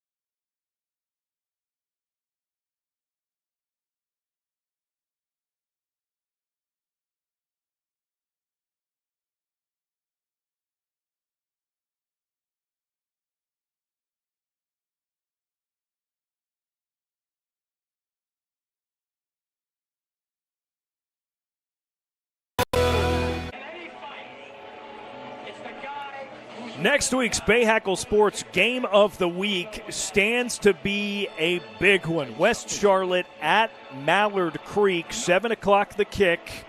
You can watch that on WCCB's MeTV as well as streaming at BahakelSports.com. Reggie Walker, you and I will be there for that one. Pretty excited for that game. Yeah, really big game. A couple of schools that early on this season have sent messages that they are going to be amongst the best teams, not only in the Charlotte area, but across the state of North Carolina. Mallard Creek having an opportunity to play some teams from outside of the state of North Carolina, played pretty well for the most part in those games. West Charlotte, we had them in week 2, Darren, and they absolutely dominated on the road at Monroe, a program that's had a ton of success over the last few years. So that was a message as well. This is a West Charlotte team that since week 1, losing to Grimsley, we've seen them continue to play better and better football. Safe to say a couple of state championship contenders in that matchup next week. And a couple of excellent coaches in Sam Griner of West Charlotte and Kennedy Tinsley of Mallard Creek. They find a way to maximize their rosters every single season. Sam Griner last year at what was then 3A won a state championship with those West Charlotte Lions. So that'll be a good one. We look forward to having you with us. Then we've got a good one on our hands here. Reagan 17, Lake Norman 14. And here's a look at how it happened so far. Yeah, I mean, we saw explosive plays from this Reagan offense. The scores were short touchdown runs, but they've been explosive in the passing game and in the running game. An excellent job here by Slaughter on the catch from Caden Kraft and getting that in the end zone. So a couple of short yardage, 1 yard touchdown runs on sneaks by Jacob Smith of Reagan. Couple of Caden Kraft touchdown throws for Lake Norman. Factor in a field goal for Reagan as well. And that's how we get to our 17-14 count. This one's gone, we've talked about it a couple of times throughout the first half, exactly how we thought it would pretty much. The run games have been important, very important for both. Defensive play, especially in the front seven, has been central to the success of both teams. 7 possessions in that first half. 5 of them ended with scores. Here's the best part. It was the last 5 drives that ended with points. The first 2 were stops by each defense. So how about that for the ebb and flow of a football game? Lake Norman set to receive to begin the second half. Adam Couch is the place kicker for Reagan. And this is returnable from the 3 for Jeremy Mitchell of the Wildcats. He gets his way to middle of the field and is wrangled by Leo Housel Rajashik. Number 34, Lakota Fisher makes the tackle for the Reagan Raiders. So Rajashik, a 2-time all-conference player. We haven't called his name much. I know that because it's a mouthful. It's a tough one to get out. But he is a hugely impactful player for this defense, number 10 in white. Other thing, incidentally, you listen to him and what he thinks of this football team. They worked a lot in the offseason and leading up to this season on being a better team in terms of creating turnovers. Haven't been able to produce one of those tonight. Caden Kraft back out with the offense. Jaden Nordveit is the back to his right. So RB2 getting the start for the second half. He goes Doc Caldwell's way, and it's dropped incomplete on the attempted screen. Yeah, 7 Glover, a.k.a. Primetime if you look at his shoes. He's got the Deion Sanders out there. Look at those feet right there, but he has been all over the place defensively that time. Try to go with a little bit of a screen concept. He blows that play up. Look at those. Those are the old school prime times that you saw him high-stepping with when he was in Atlanta. 2nd and 10. Run play for Nordveit. And he picks up 6, making it 3rd and 4. After the 6-yard gain, it's 3rd down and 4 to go for the Wildcat offense. Tackle made by number Lake Norman in the first half, Reggie, 4 for 6 on 3rd down conversions. This is an important one. You don't want a quick 3 and out here after Reagan scored just at the end of the half to add to that momentum. Low snap for Kraft. Rolling. Throws. And it's caught by Zippadelli. Gianni Zippadelli spins across the 45. And it's a first down. If there's one guy who knows how to find space and then get some speed going, it's Gianni Zippadelli, the son of Greg Zippadelli, the former crew chief for Tony Smoke Stewart in NASCAR. That's Body it. works plus first down for Zippadelli. Young Zippy. Kraft looking to throw again. Pressure. Wow, how did he get away, albeit briefly, and then is eventually brought down? At some point, he's just got to throw that ball away. That sack didn't have to happen. You got to get rid of the football. Now, I know there was pressure. He didn't want to get an intentional grounding. I get all that. Got to find a way to get rid of that football, maybe throw it over everybody's head and not take that sack there. A loss of 3 makes it 2nd and 13.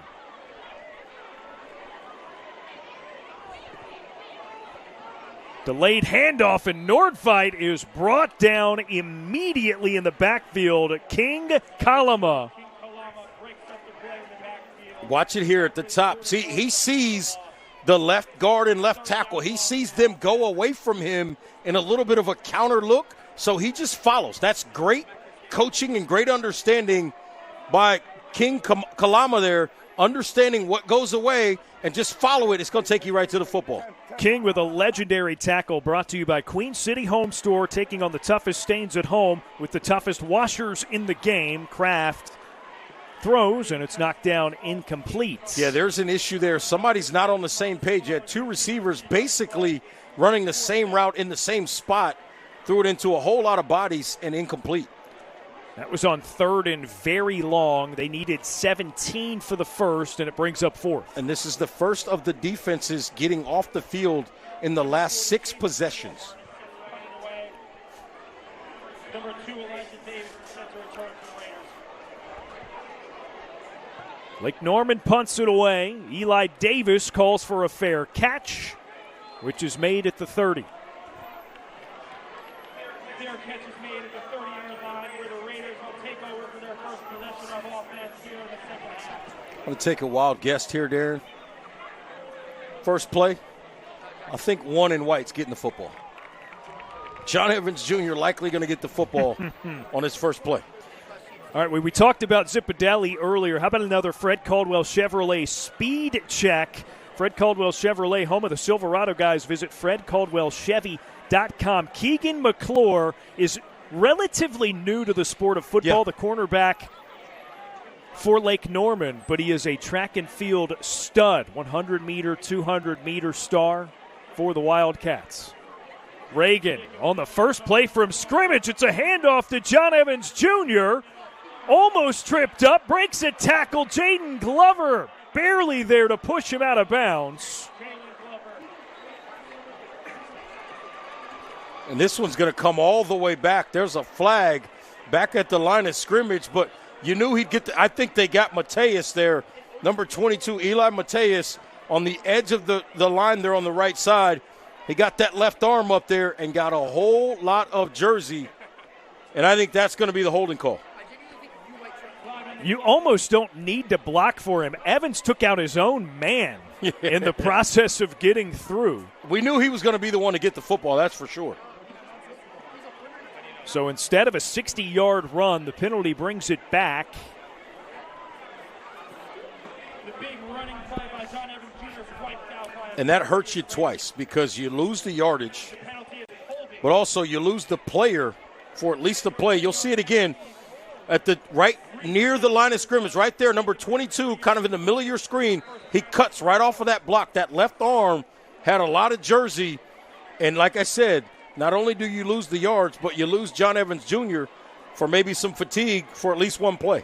1st and 15 now. Eli Davis gets the handoff and ushers it forward 6 yards. So now it'll be 2nd and 9. That's a nice run by Davis. Interestingly enough, they only lost 5 on that holding call. Guess they say it was 5 yards down the field. It's usually 10 from the spot. I thought it was right at the line of scrimmage. Yeah.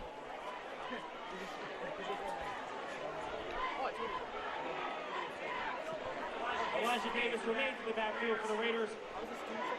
Jacob Smith in the shotgun.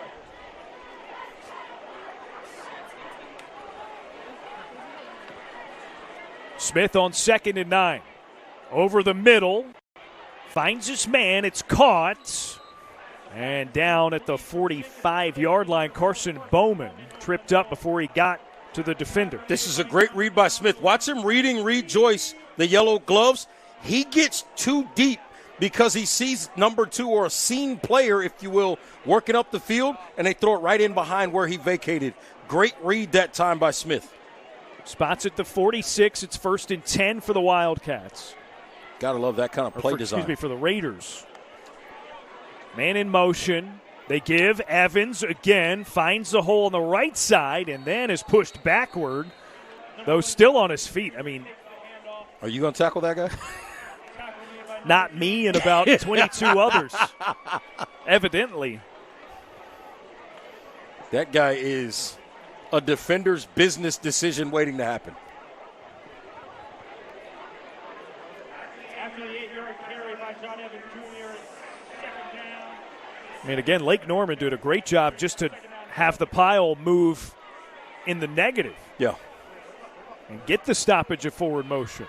Gain of 7 on the carry, 2nd and 3 here for the Raiders.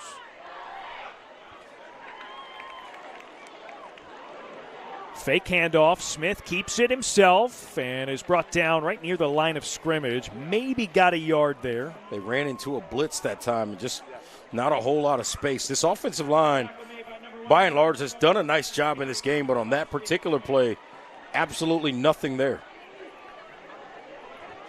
3rd and 3 coming up. This is the shortest third down Reagan's had. They were 2 for 4 in the first half on third down conversions.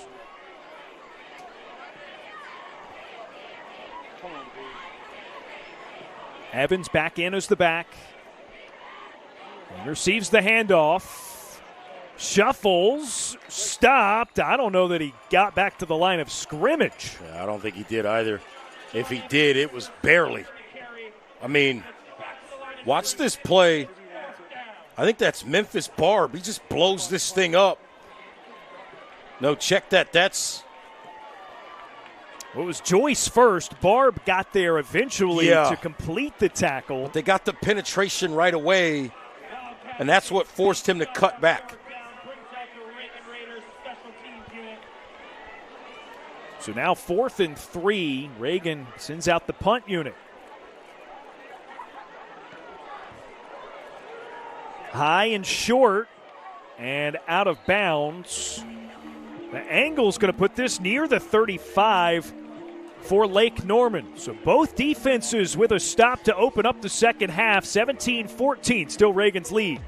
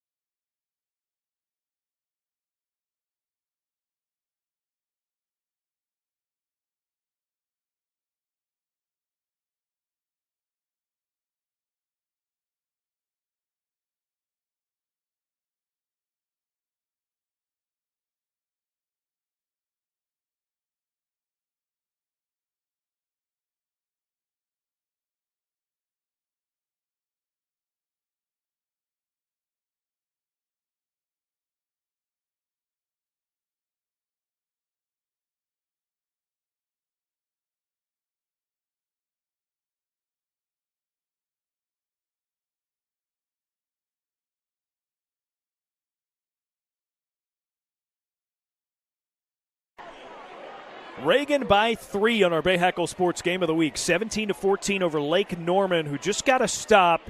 Reggie, you called this out at halftime. The first 2 possessions, defensive stops for one for each team. After that, it was 5 straight possessions with scoring. Second half has opened up the same way, and now possession number 2 for the Wildcats. Caden Kraft, their sophomore quarterback, fakes a throw, steps up in the pocket, and is brought down, racing to the line of scrimmage, unable to get there. Yeah, they wanted to push the ball down the field. See, he's looking here. He's trying to get to Doc Caldwell in the middle of the field. Protection breaks down, can't turn his body to make that throw. makes a good decision, get what you can with your feet, and don't make a mistake with the football. Antonio Kelly with the tackle for loss for Reagan. 2nd and 11 for Lake Norman. Kraft out of the shotgun. Steps up. Steps back out of the way. Throws off balance. And it is caught right at the first down marker. Zipadelli. And he got the first. Wow. Look at Kraft here. Watch him spin out, but he stays behind. Look at him get his body reset to throw a strike, and they pick up the first down. That is well done by the quarterback that time. Well done by the receiver Zipadelli as well, and it moves the chains. Coach McGee of the Raiders did not love that spot, though. Kraft, head fake, and he's brought down. King Kalama in the backfield with a sack. A legendary sack, if you will. They came back to the same play as a couple of plays before. They faked that screen out to the outside. They're trying to get that big post route up the middle. Safeties and defensive backs are home, and King Kalama closes that play out with the sack. Legendary tackle brought to you by Queen City Home Store, taking on the toughest stains at home with the toughest washers in the game. 2nd and long. Kraft gets rid of it quickly. Back to the, well, not quite to the original line of scrimmage, a yard shy. Jaden Lewis-Williams in that 6'5 frame. Not hard to find him out there on that left side. First catch of the night for the junior, number 81 in black. And it's 3rd and 11 for the Wildcats. Their last 2 third down tries have been their longest of the day. They were unsuccessful from 17. Another 3rd and long here.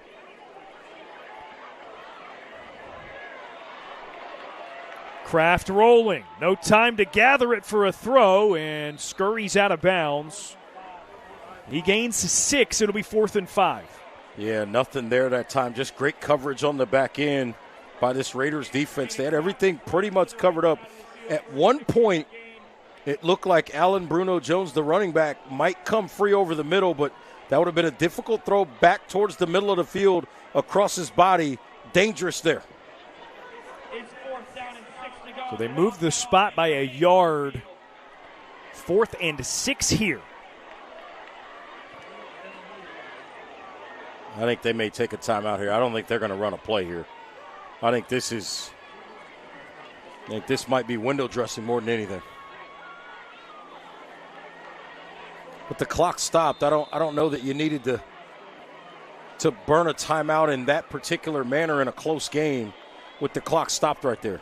And it's a delay of game, perhaps intentionally. Okay, they took the delay, but again, I'm not sure that you're – I mean, that minimizes the chances to flip the field as well. Yeah, at that spot on the field, are the 5 yards that important? I'm not sure they are. Yeah. I'm not sure what the purpose of that is. I mean, I love Coach Oliphant, but I'd have to actually ask him what that play is. And they were going to fake a punt right there. And a timeout instead. Wow. So you could have taken the timeout to avoid the delay of game. Right. And you took 2 – so that's now 2 of your special teams potential gadget plays. One nixed in the first half by a penalty on a fake punt attempt, and now a fake punt attempt potentially here nixed by a timeout call because the look wasn't there.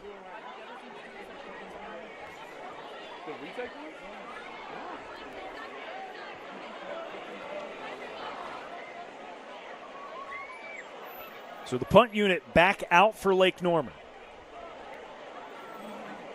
And again, I don't know, it might end up being inconsequential.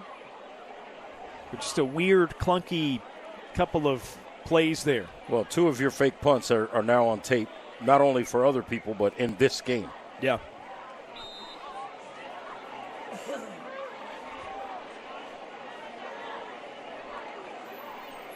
And this is punted away. Fair catch immediately called for. And Reagan will take over just inside the 30. So now, where does the trend change? That's 3 straight possessions with no where points. Defense is getting off the field. Yep. And you got to think, if you're Reagan here, with the way that possessions have been at a premium in this game, if they're able to use up at least the rest of this quarter and get a touchdown, there just may not be enough time left in the game to come back from 2 scores down. From 2 scores down, absolutely.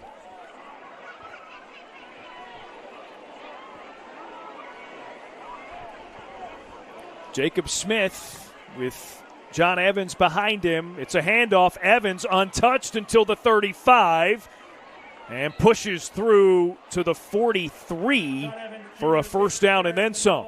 Yeah, it's just a great read. They're not, they zone block it to the right. He just sees that there's backside space, and then he's physical in finishing the run and picking up the first down. 15 yards. In BD, no big deal for Evans. It's kind of what he's done all night.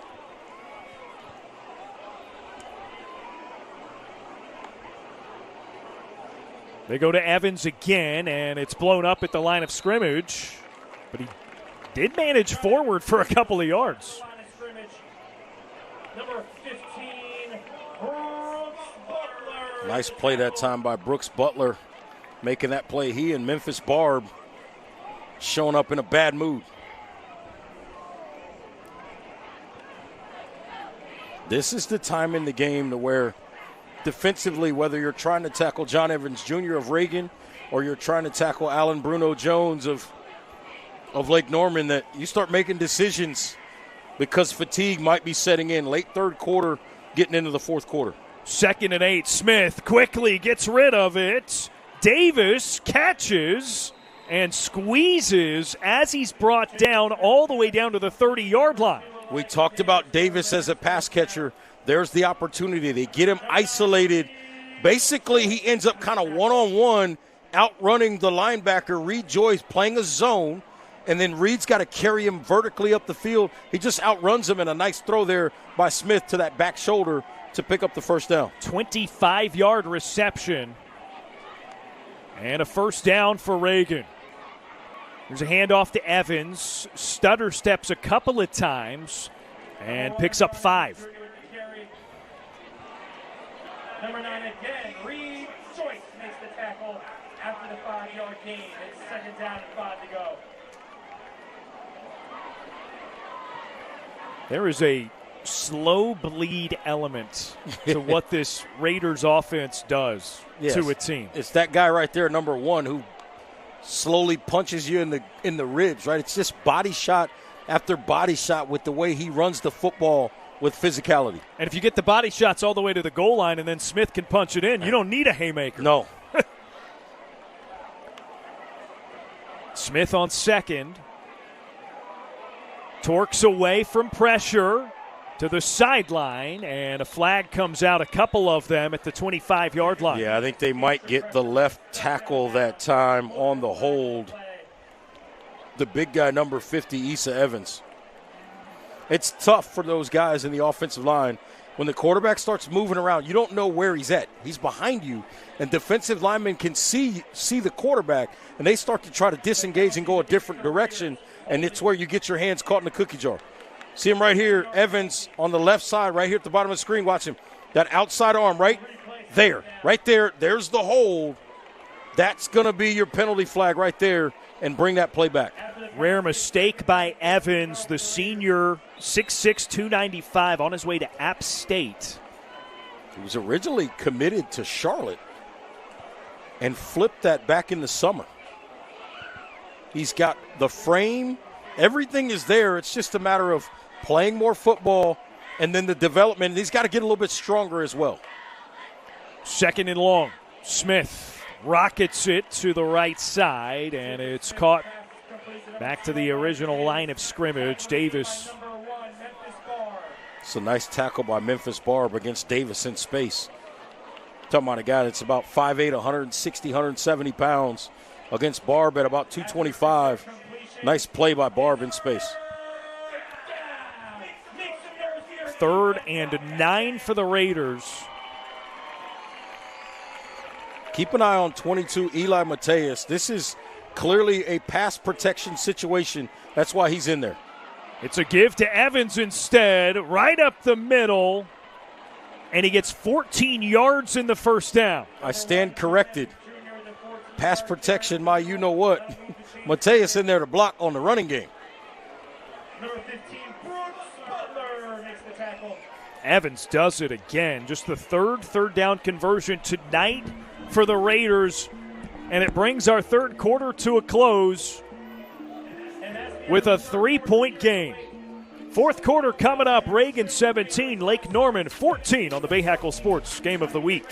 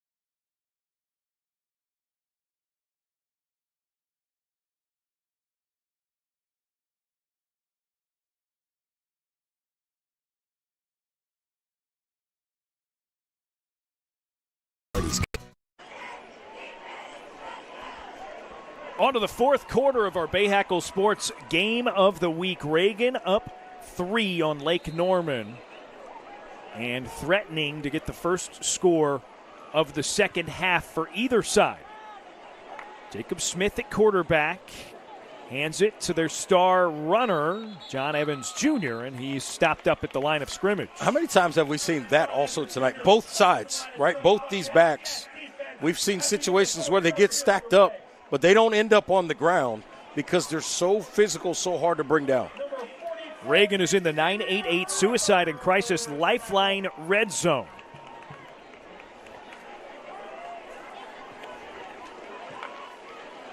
Second and 10.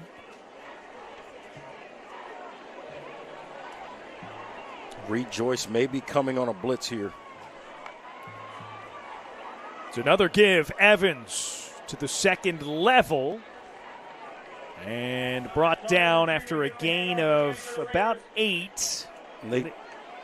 Getting it to the 10-yard line. And they did blitz. They just ran away from it. Yeah. Right? The blitz came on the offense's right side. They just run zone to the left. So it's 3rd and 3 for Reagan here. 1 for 2 on thirds in the second half. 3 for 7 overall.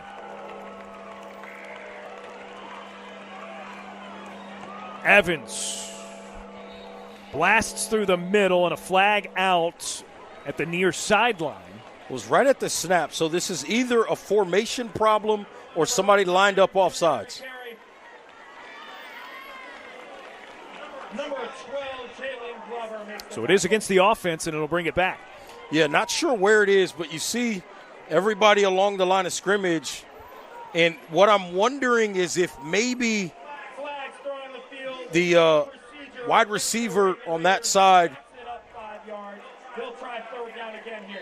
was potentially lined up off the line of scrimmage in Carson Bowman, as well as the tight end off the line of scrimmage, meaning they didn't cover up an offensive lineman.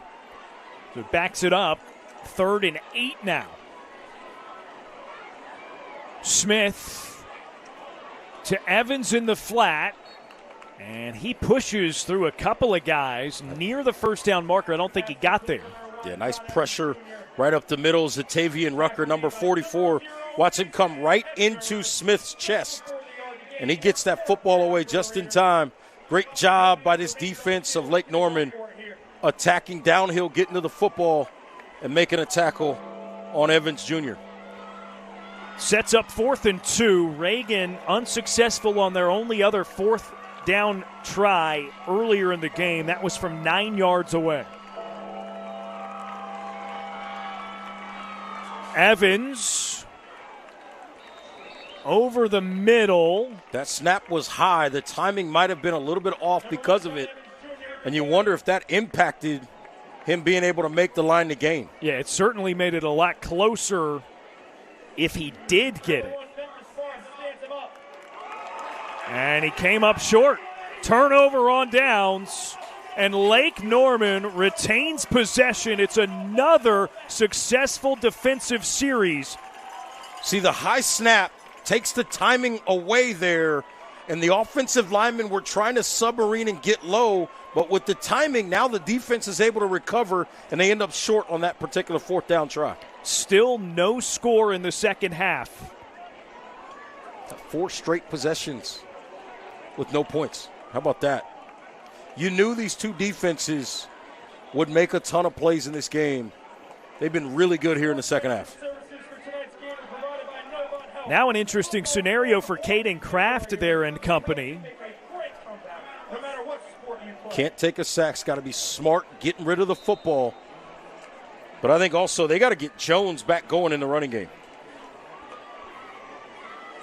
1st and 10 from their own 8.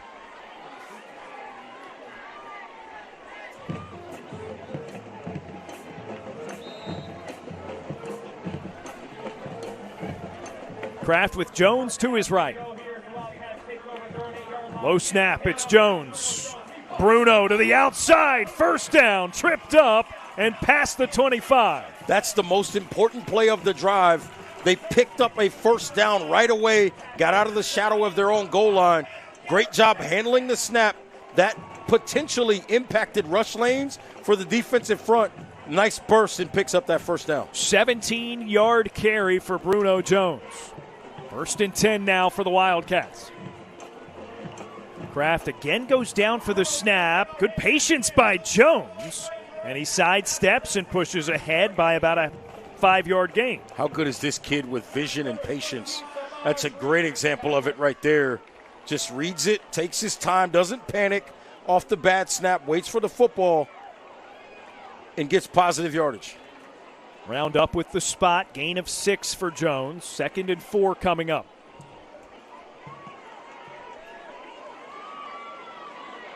Jones again. Waits for blockers. Sheds a man and is brought down by his shoelaces at the 40. 2 points here. We'll get to Jones in a second. Cameron Penn, the center. 2 hands on the football there. Gets the snap up in a better spot. And then Jones gives a look outside, gets back to the inside, and then works up the field to get back outside. Picks up the Bodyworks plus 1st down. This is as involved as he's been in a singular series, Reggie, since maybe the 1st quarter. Well, I think they feel like they can use the clock and him to go win this football game. Kraft dodges trouble, pursued, wrapped up, and brought down again. Kalama again with a big-time sack. That's where Kraft he's got to get rid of the football. Nothing there, nothing there. See, right here, now it's time to get rid of it or take off. You get right. That's way too long. He's got to have that clock in his head. He's just a sophomore. He'll learn that feel as he gets older. That taking that sack right there is a sophomore, younger kind of player decision right there. Loss of 11. And now on second down, they go to Jones again, right up the middle.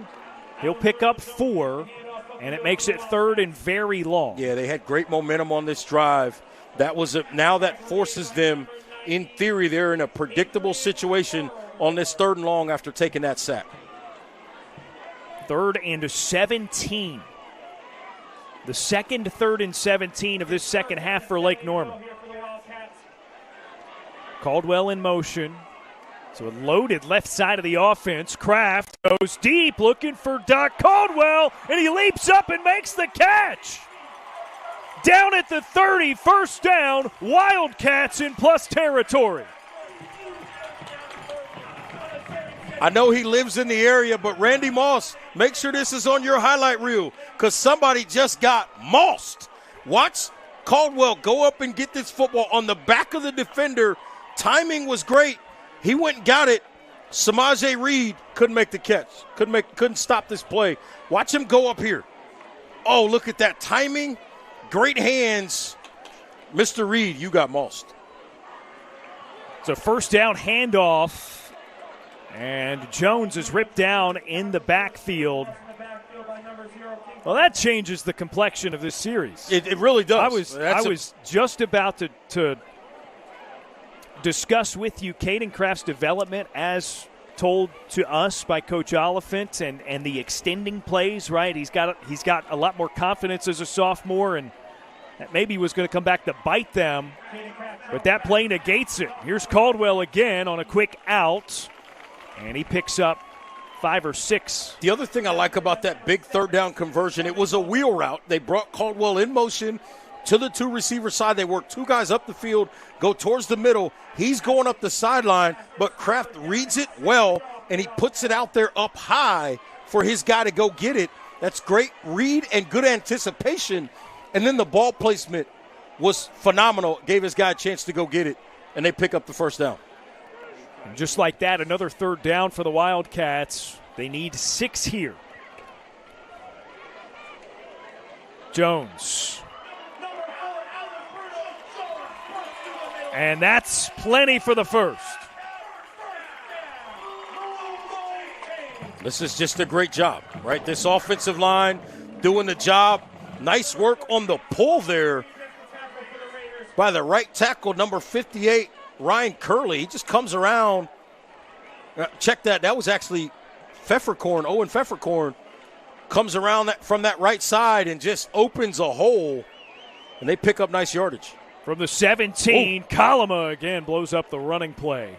He has been all over that backfield, whether it's pursuing Kraft and giving him fits or stopping the run. Yeah, he's the defender closest to the bottom of the screen, and he watches the action. Again, same thing we saw earlier in this game. Sammy Wooten, the left tackle, he pulls and goes away. King goes right behind him and blows that play up. 2nd and long after the loss. Kraft on a play fake, gets rid of it. Slaughter's brought down immediately by Seven Glover. Seven Glover has been really, really good in the open field all night tonight. Not sure what the injury is here, but maybe that foot got caught in the turf potentially. Slaughter seemed like he was going to be slow to get up, then back up to his feet pretty quickly after the injury timeout called.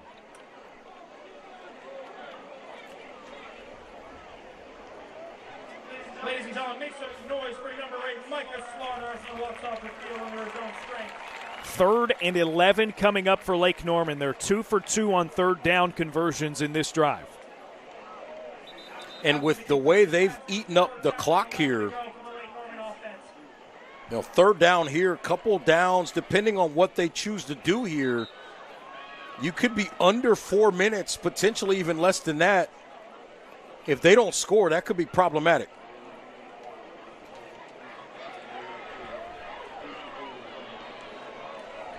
So this is kind of a must-have for the Wildcats right here because of the clock.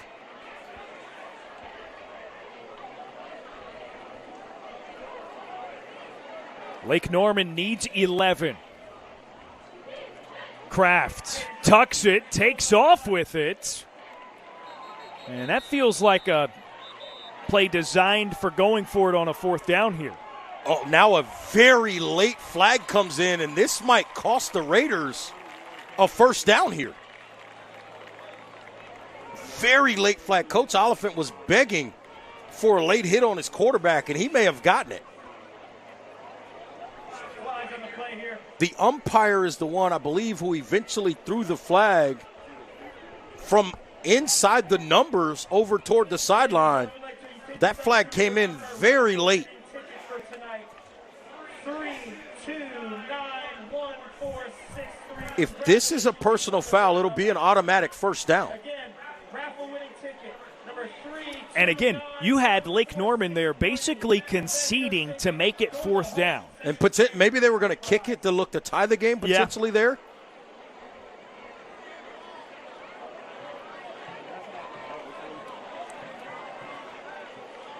Okay, so the call is against Lake Norman. They signaled it against Lake Norman.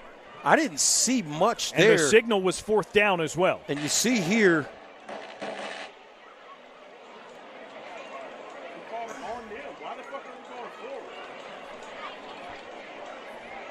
I didn't see. I mean, you had. Well, now the spot is moving forward. The signal was that it was against Lake Norman, and then the fist to signal 4th down. Correct. But again, a personal foul after the play, the yardage. I'm not sure what happened there, but it's 4th and 1. I believe that's an automatic 1st down. I know unless they called it a half the distance penalty, but the issue there is the half the distance penalty on a personal foul, that's an automatic 1st down. And you see Jonathan Oliphant, the head coach for Lake Norman, coming onto the field. Because he's saying it should be an automatic 1st down. Yeah. And he's right. Regardless of the yardage, that's an automatic 1st down, generally speaking, on a personal foul like that. What? Text me. Yes, 0-4. 0-4.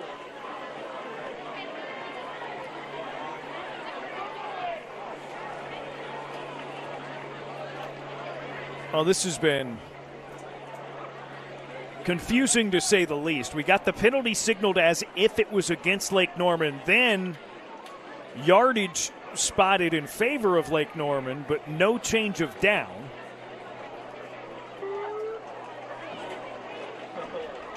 Unless they're saying this is a half the distance penalty, which to me would have still taken it inside the 10-yard line. Yeah. It's about the 6. And Coach Oliphant's asking, why is this not a 1st down? It's got a very baseball feel to it. Manager arguing with a home plate umpire, but and they signal 4th down. Coach O makes no headway. This ball is going to Bruno Jones.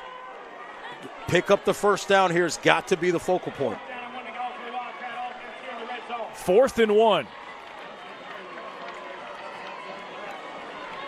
Inside the 10-yard line, neither team has scored in the second half.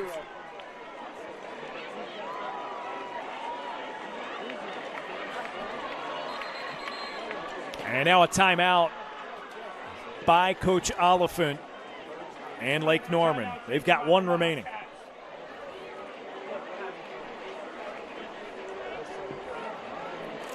Saving selection and incredible customer service with the protection of the Mooresville Ford 5-star guarantee.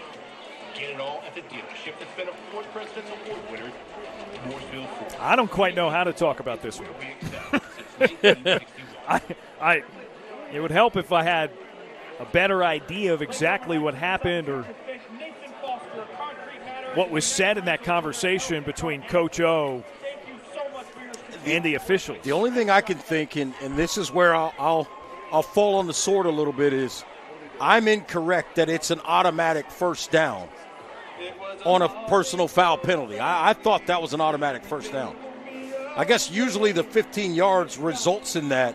Sure. But in this case, because it was inside the 30, it becomes a half the distance penalty on a 15-yarder. But I thought half the distance would have gotten it to maybe my math is wrong, and I'm assuming. And then we have the initial issue where the penalty was signaled as if against Lake Norman, the offense, and now Reagan gets a timeout called as the Wildcats snap it.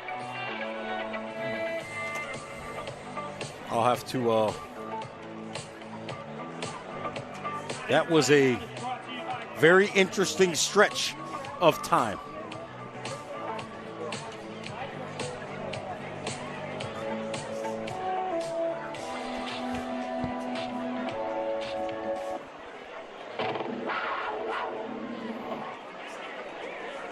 This right here, though, Darren, might be the ball game.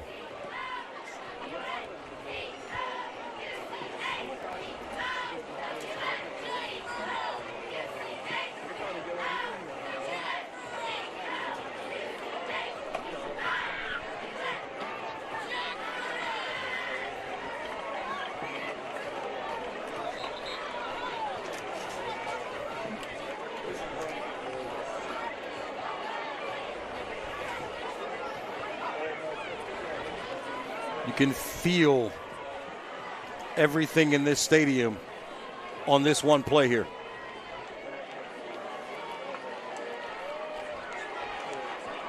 And I think this is where it's tough with these new age or modern day offenses that are 100% shotgun offenses.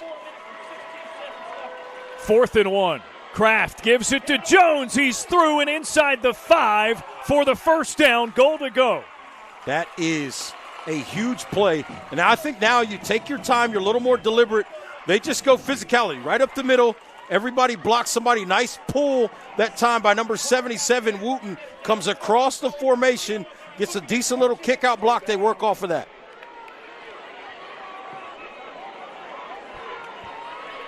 Now it's at the 3-yard line. Lake Norman trying to get the first score for either side in the second half. But you don't have to be in a hurry here.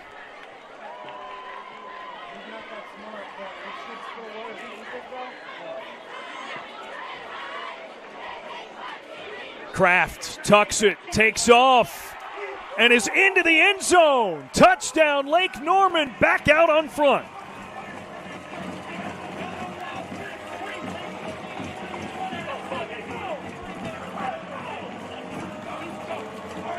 And they use Bruno as the decoy this time. Bruno Jones, see, he just becomes a lead blocker. He works up to the inside, and Kraft looking for space, works to the outside, and he's able to get in the end zone for a touchdown. Big time call by Coach Oliphant and his staff, and they take the lead back. Extra point is up and through. It's a 4-point advantage for Lake Norman, 21-17 over Reagan. 3 minutes, 37 seconds left on the Bahakel Sports Game of the Week.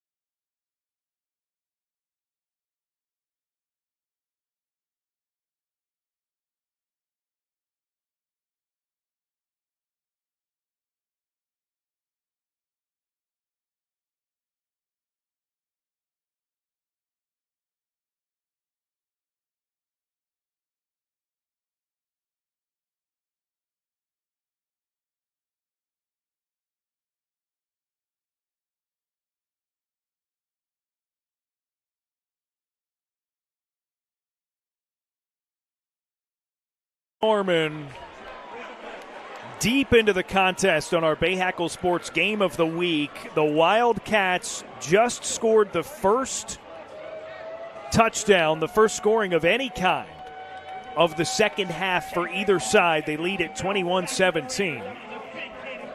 And they kick it off to the Raiders, who will look to answer.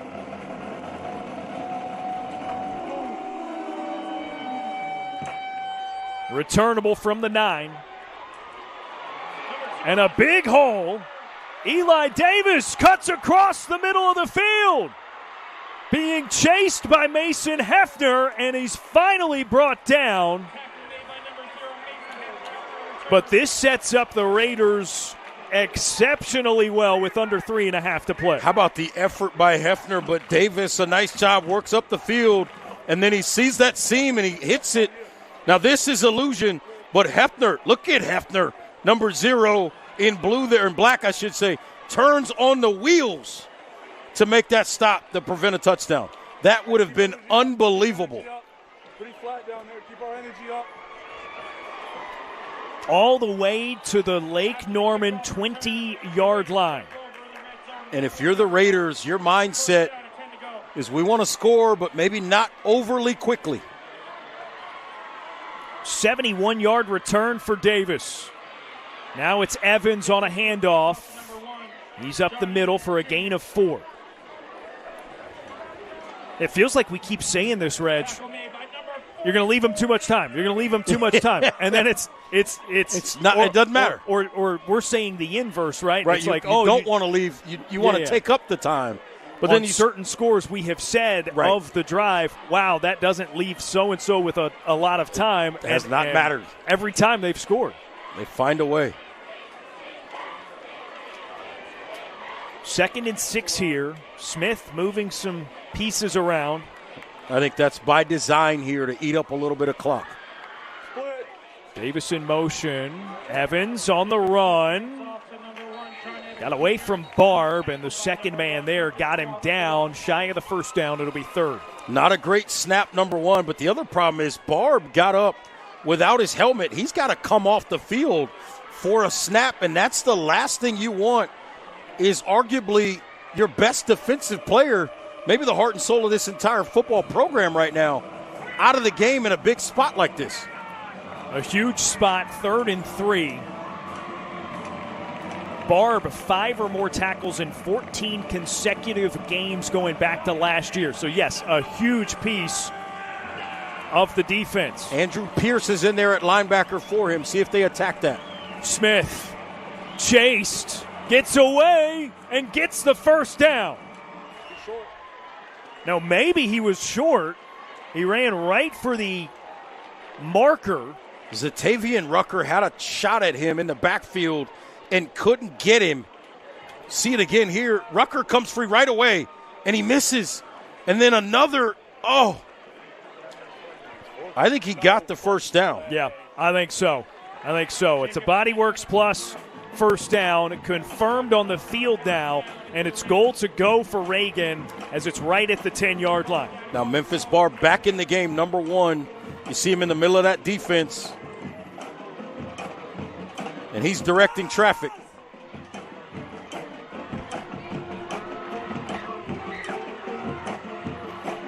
Tight splits by the wide receivers, and you see a timeout for Reagan. But with those tight splits by the wide receivers, you're expecting them to potentially attack the outside, see if they can get some tight coverage and just outrun a guy to the pylon. Second called timeout for Reagan in the second half, so they have one remaining. Lake Norman has one remaining. And again, with 2:06 on the clock, and you're in a first down situation, everything's open in the playbook here. You can still run the football or throw it. So because your playbook is wide open, you've got opportunities to do a lot of things. So defensively, if you're Lake Norman, you're kind of on your heels a little bit. Not a predictable situation with what they'll do with the football. I think right here, obviously we know how effective John Evans Jr. has been tonight. Jacob Smith's legs have been a factor in this game as well. You have to stay home of any kind of zone read type situations because if he pulls it, he's capable of beating you to the edge and getting in the end zone. Smith, a couple of rushing scores so far in this game.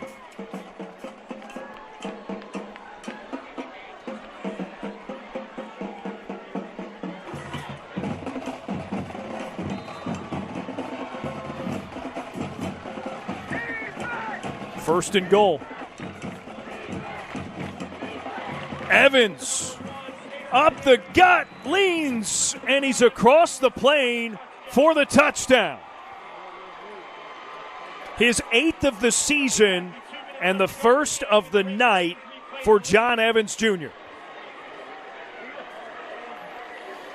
Yeah, and this is just downhill. I mean, there's no two ways about it. Downhill, and then I'm going to run over a DB on the goal line. Mr. McClure, how do you do? Make sure he knows we cannot die with the football. Reagan retakes the lead with 2 minutes to go in the game. The extra points is good. And it's a 3-point game. Take another look. They're just going right up the middle. There's nothing fancy. They just zone block. They get a little double team to work to Barb, the linebacker, but that's pretty simple. The center, right guard, they go double team up the middle, and then Barb comes off toward the center. Center comes off of that double team, takes him inside away from the play, and Evans Jr. gets to the right side, touchdown.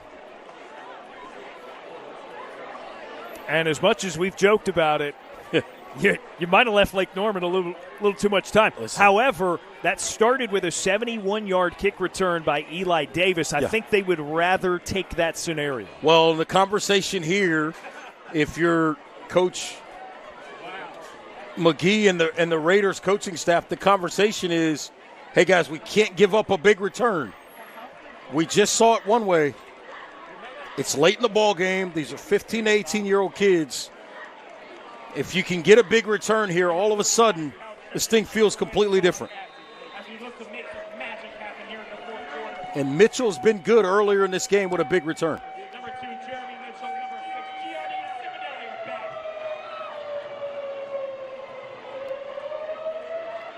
Here's Mitchell. A burst on a return, a step inside. He's up past the 40. That'll do. As far as what you were saying, that's an excellent start. Football is 3 phases, and special teams can win you games, but it can lose you games just as quickly. That is a big-time return to put his team in a great situation. And also Eli Mateus down with an injury for the Raiders on the other side of the field, but great field position. You're out past the 40-yard line. I mean, hey, 58 yards, 152. Coach Oliphant saying, hey, guys, let's go get a win. You challenge your offensive line. You challenge your offensive players to make plays. You got a young quarterback. If he's able in Caden Kraft to find a way to win this football game and provide the big drive here, I think Coach Oliphant will tell you it's probably one of his most important grow-up moments as a quarterback in high school. Coming off of being banged up in that Independence game, we weren't sure if Kraft was even going to start or play in this game. He goes to Doc Caldwell on first down, and they pick up 15 and move the chains. How about this? Right away, Caldwell's at the bottom of the screen. He just runs a little stop route, about 6 yards, and just turns around and catches the football and then gets north and south.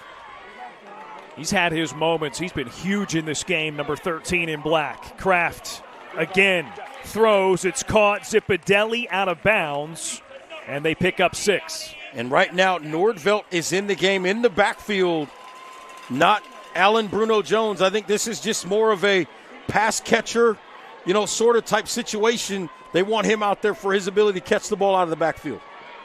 2nd and 4. Kraft throwing again. Caldwell right at the first down marker, and he gets out of bounds. How about Caden Kraft right now? Looks real comfortable delivering the football, putting it out in front of guys, giving them a chance, particularly Caldwell in this possession, to make good decisions with the football. So he puts it out there far enough away from the defender, but leads him to turn up the field so he can get the first down yardage and get out of bounds. 1st and 10 now at the 32. Low snap for Kraft. Plenty of time. He's got to run. Breaks down. Here he goes. Lots of greenery, and he angles out of bounds after achieving the first down, 12 yards on the carry. That's a great read. He's got to understand that clock going off in his head, and he does a nice job. See right here, he starts to panic, nothing there. Now get up the field, tuck the football, good eyes, be an athlete, and then get out of bounds being smart. The spot is exactly at the 20-yard line.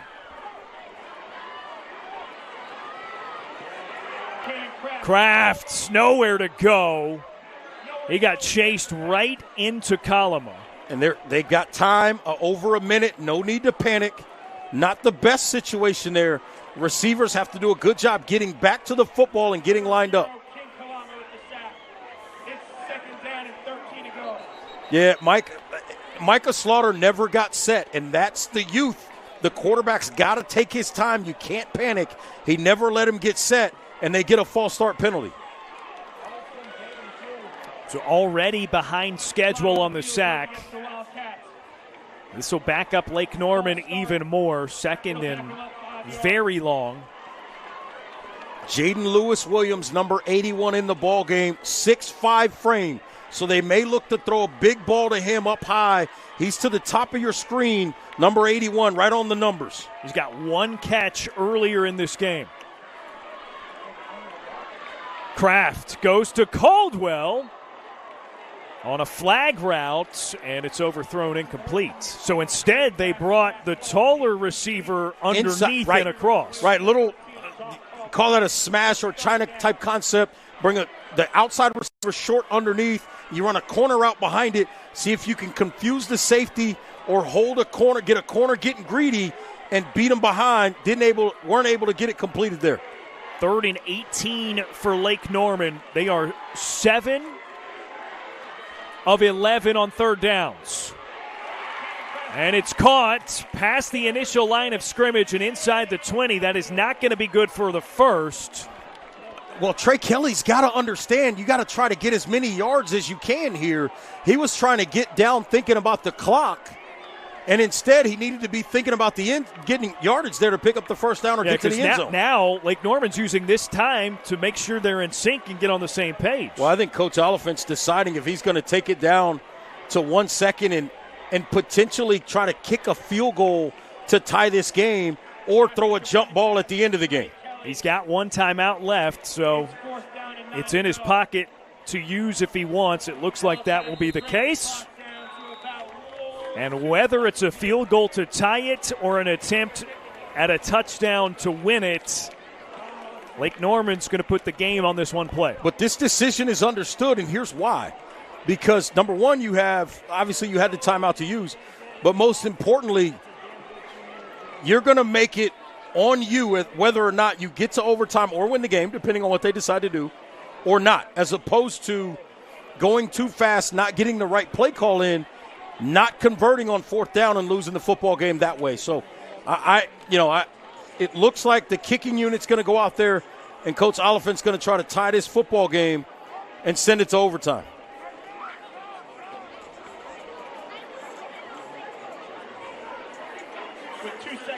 Well, now there's some personnel back and forth going on. They called Caldwell in there late. This could be anytime you're talking about Coach Oliphant. This could be anything. They could kick this. It would not shock me if they've got some kind of a fake punt call or fake field goal, I should say. Wildcats hit a 48-yarder earlier in the season. I think you got to kick this and just go to overtime. It's from 36 out, and now Reagan burns their final time. Of course. I mean, you have to, right?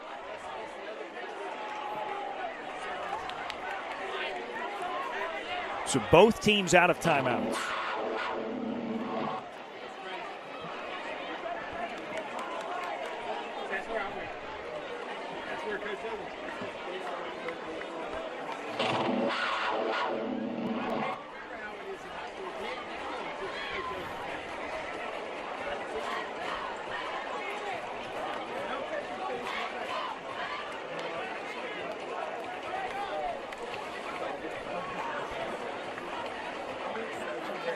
No extra bodies, it looks like, in the huddle for Lake Norman. Nope. So No personnel changes. Yeah, it does seem like the field goal unit is going to stay out.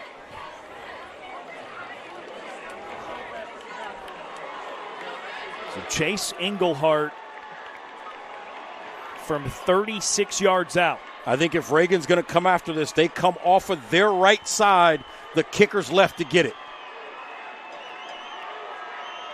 Englehart kicks and it's blocked.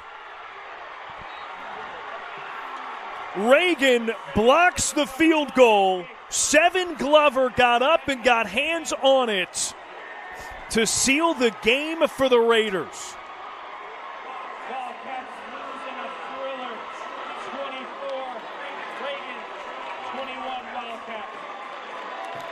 You said it prior to the start of that drive by Lake Norman. Special teams. Absolutely.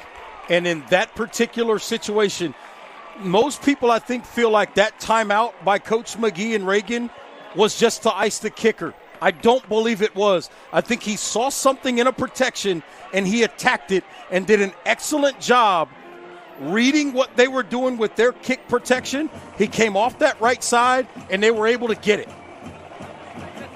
An incredible game for our Bahakel Sports Game of the Week. We thank you for joining us on the Bahakel Sports Game of the Week on WCCB. This week's game has been presented by Queen City Home Store, your whole home destination. By North Carolina Department of Health and Human Services, 988 Suicide and Crisis Lifeline. For help, just text or dial 988. By Bodyworks Plus, Collision Repair Center, keeping families safe since 1998. And by Fred Caldwell Chevrolet, home of the Silverado guys. Visit FredCaldwellChevy.com. Reagan takes it in dramatic fashion from Lake Norman, 24-21. Our final score for Reggie Walker, Brady Pugh, our director and producer, the rest of our great crew here from Lake Norman High School. I'm Darren Vaught. Thanks for joining us on the Bahakel Sports Game of the Week.